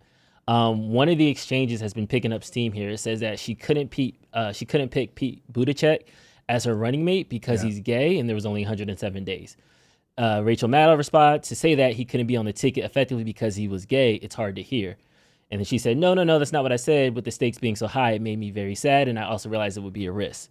Do we have the actual clip? We do. I'm trying to speed run these next two topics. To speed run it, I will say this. Given that exchange, I have a very charitable read on what Kamala is saying. And needless to say, I was so anti-Kamala Harris. But this feels true. You've got to get the person that you can actually get voted in. If you are a black woman, or at least perceived as such, I know there's some controversy about it, but if you're a black woman and you bring on a gay man, bro, like you're never, that ticket's not getting elected, full stop. So being honest about the state of the electorate, I think is smart. So I get it. I understand why Maddow was saying that's hard to hear, but to say it's hard to hear and I'm now mad at you is crazy. It's hard to hear because that's the world we live in. I'm literally leaving to go to a gay wedding tonight. But nonetheless, I get that if you're a black woman trying to run with a gay man, like America is moving rapidly in that direction, but America's not there yet. So you've got to be honest about who can get elected. That's not her saying gay people are bad. I don't buy for one fucking second that Kamala Harris thinks gay men are bad. I think Kamala Harris is doing her best to be politically expedient. So anyway, if the left want to eat their own in this one, go for it. But that would be absolutely absurd. Is this a, because I don't think there has been a gay politician, fact check me if not. But I know in other parts of the world. At what level? Because there have been plenty of gay politicians. No, I'm for like right PMs, presidents, like head of states. Got it. Openly gay at tippy top. Yeah. Yeah, that I don't know. We have seen women leaders around the world for sure. Do you think America is ready for 100%? Yeah. Look, she's just saying, listen, I bet we can, and I'll speak for myself. Tom Bilyeu would make a bet that you can have a gay man win, you could have a black woman win, you could have literally insert nationality. It's when you make both that. So if you've got a black woman running, then you want to go like, who am I losing as a black woman? And let me make sure that I pick them up. If you're a Chinese man and you're like, okay, who am I losing? I need to pick them up. You want to balance it out with your running mate to speak to more people, right? Trump, I'm old as hell. So let me make sure that I've got somebody younger on the ticket. Cool. And I'm sure it was way deeper than that, but that's the kind of thing that you want to be thinking about, is you're putting a ticket together that's going to appeal to a lot more people. So yeah, that doesn't strike me as weird at all. Copy. And then is that something, what does that say about the electorate? Like, it says we're human. Says that people have biases. Yeah. People are stuck in their frame of reference. It just is. Yeah. Whatever. Like, people get more accepting over time. It's not like one linear path, but like I think that anybody, once you have elected Barack Hussein Obama, a black man, to president, it's like that's not the game anymore. People are open to whatever. You have to like meet other criteria. Like, if she had been smooth, like really intelligent, like really got the policy, was able to rally people, she would have gotten elected. She didn't not get elected, in my opinion, because she's a black woman. She didn't excite people. So going back to that, if she was smooth, she was Obama reincarnate in the way that he delivers and campaign. Yeah. Could then a gay man as a running mate work, or you still think probably not? You're just going to lose too many people. It's a numbers game. Yeah, 100%. Like, people are going to be like, look, okay, fine. Like, I, bigoted person out in the world, am not ready to vote for that person, but she gave me like a balancing act where I can be like, well, she's whatever, but I know that he'll keep her in line, or whatever the thing is that they're going for, to give people the excuse. So yeah, you want to have a ticket that touches as many people positively as humanly possible. And she was already on shaky ground at best. Just throwing another variable in, like if you can get somebody that's just as good that doesn't have that as the baggage, go for it. Like find somebody that can get elected. Like I would expect if I'm a gay man running, then I'm going to try to balance that out. Doesn't mean a gay man can't get elected, but it does mean, hey, balancing this ticket out is probably a good idea. I'm sure as hell not going to pick another gay man. Like people are going to go wild like that. That's just a combo that people are going to be way less likely to vote for. Now, if you are the most gay men ever, and you can run the table internationally because you guys are just that smart, that on it, that well tied in, diplomatic, hey, maybe. But you're setting the bar higher for what you're going to have to be able to prove during the election that, oh yeah, damn, like people are going to go for that. I can't stress this enough. And I know that people don't hear me when I say this, but I'm going to just keep saying it to death. It's about values. If you have two gay guys on a ticket and America's like, yo, those are my values. Like, oh my God, like those are my homies. Like I want to have a beer with them. I want to hang out with these guys. I never would have guessed, but I love these guys. That's what people care about. Do you seem like somebody I could hang out with?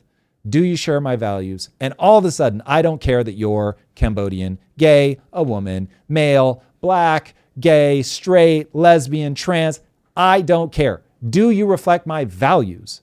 Do you reflect my values? This was like when Chappelle was going off about the trans comedian Daphne, I think. Mm-hmm. And he was like, I love Daphne. Daphne and I, he didn't say shared values, but we're both comedians. We understand the world, all that. And I'm like, yeah, this is a values question. This is a values question. So if you can make people feel like, oh, we share values, people will overlook literally anything. Mm-hmm. There's been a lot of speculation. Gavin is running. There's AOC rumored to run. Some people are saying AOC Bernie running. Have you seen any kind of configuration in 2028 for the next presidential run that has you at least like, that's interesting or kind of excited? Or getting young blood will be very interesting. Mm-hmm. I think we're so far out. We do not have any clue who's actually going to run. This is way too early. Yeah. I think Newsom gets slaughtered on the national stage for sure. I think he can get blue people excited. He's never going to get red people. If you vote red, no way. Hard pass on him. So I don't think that works nationally. AOC's young, at least. You got to give her that. But I think she's probably too far left-leaning. She's said too many things that will be played on a loop against her. But I think she can actually excite the base. Mm-hmm. So people that are excited for Mamdani are probably going to be excited for her, even if it's just the, well, she's the best we have kind of vibe. Because I know some of them have been disappointed with her not going far enough left. But I think that you're going to see a lot there. But youthful energy, I think, is going to be, if I had to lay a chip on something coming from the left, that's going to be, they'll go that way. Mm-hmm. I just worry that it's really going to be somebody that triggers the same thing that Gary's economics triggers, where it's pure emotion. Mm-hmm. And that will be a disaster. Stoking that anger, right? Pressing that button. Yeah. Okay, for this last story, I'm going to add a disclaimer. I could not find any top 10 reputable news source, and I was kind of going deep into this. There is a bunch of independent, international agencies. So I'm putting this disclaimer out there, but it is interesting what's going on in Vietnam right now. This is from the Vigilant Fox on Twitter. Disturbing, Vietnam just shut down a jaw-dropping 86 million bank accounts overnight, cutting citizens off from their own money for refusing to hand over their biometric data. This is in state-enforced digital control, showing just how fast freedom disappears when survival is tied to compliance. Andrew Coffin-Moores. In Vietnam, people had a few months warning, then watched their accounts freeze. Most complied without protest, and that same passive mindset is spreading in the U.S. today. So just to kind of level set it, there was an announcement, we're switching over to biometrics. Everybody has a time window in which to do it. Some people didn't do it in which that time frame, and then they were kind of cut off from their money. Yeah. This is the Whitney Webb, don't do the digital ID. This is they're trying to get you. This is the dangers of CBDCs. Oh, yeah. Hypothetically speaking, tinfoil hat. Is this the thing that they were trying to warn us about with those digital currencies and with that digital ID? Like, this is the worst case scenario, right? Well, so I think people need to read this differently. Yeah. So I'm at the headline level. This is the first I've heard about it. I don't know the details of this, but this is them shutting you down for not doing it. Yeah. So the thing to remember, the government is in control. They have a monopoly on violence. And anytime you get confused by that, you end up in trouble. This is why I say be very careful what you vote for. Be very careful to give your side a weapon, because that weapon will be used against you when the tables turn. You don't want the government to be too powerful. This is why the Second Amendment exists. If the government ever gets fucking confused that my money is their money, whoa, now I've got a problem. This is where, whatever the roll of dice is, I get unreasonably unhinged when banks act like my money's their money. Holy shit. That is not me saying that I am not willing to pay taxes to the government. I certainly am. I pay my taxes. I don't even get fancy with it. My own accountants think I'm a lunatic because I'm not trying to tax optimize. Listen, I'm not trying to be stupid, but you're not going to find me with the edgy stuff. That's just not how I play this game. I don't ever want to look over my shoulder.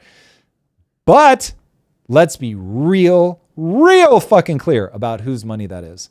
The government did not help me when I was working my ass off. I didn't even take the PPP loans or whatever they were, even though we qualified. I didn't ask for a dime. I was like, I can cover this with my own money, and I will do so. We didn't fire a single employee during COVID. We didn't take a single dime from the government. Nothing. So if they did something, I would be, Drew, I would be a real problem. Flights to DC to be sure. And I would probably frame my Second Amendment document on the wall behind me as a reminder of what country we're in, because holy Jesus. Now, going to CBDCs, I have this same negative energy for that, but that isn't what happened in Vietnam. In Vietnam, they're just reminding you, yeah, we're the government. We don't need the digital control to take your shit, if that's actually what happened. Cool. That's all I got. Thanks again to Ground News. Dude, thanks again to Ground News. ITU. You guys, so grateful. Really appreciate it, Ground News, for sponsoring our lives. And by the way, their product really is dope. So please, guys, check it out. The best way to support us really is to support our sponsors, including our very own Impact Theory University. So as we were talking about before, we're going to be doing another AI masterclass. These have been extremely popular. I encourage you guys to show up Thursday, October 2nd at 1 p.m. And I know you guys are super busy. Trust me, I get that. But if you've ever thought about starting a business, AI can help you do it. It is an absolute game changer. This is one of those times truly where you do not want to be trying to work harder. You want to work smarter. We're doing the free masterclass. I'm going to show you exactly how to build that AI team. And if you show up live, by the way, I have a very special bonus that we're going to be giving out. This was a huge hit last time. You do not want to miss out on it. And the bonus is only for people that show up live, and it will make your life a lot easier. All right. Hope to see you guys there. And Drew, as of right now, we don't plan to go live on Friday. Is that correct? Yes. Yeah. You have a full agenda. Yeah. So if by some miracle we can, but I'm going to be traveling. So right now, unfortunately, we have to assume that we will not be live on Friday, but we will be back next week. And this is, I think, my last sort of unovercomable travel this year. Don't hold me to that. All right, guys, we love you bunches. Thank you for being here. And as always, be legendary. Take care, my friends. Later. ITU thing is in the description. Check the description. Word.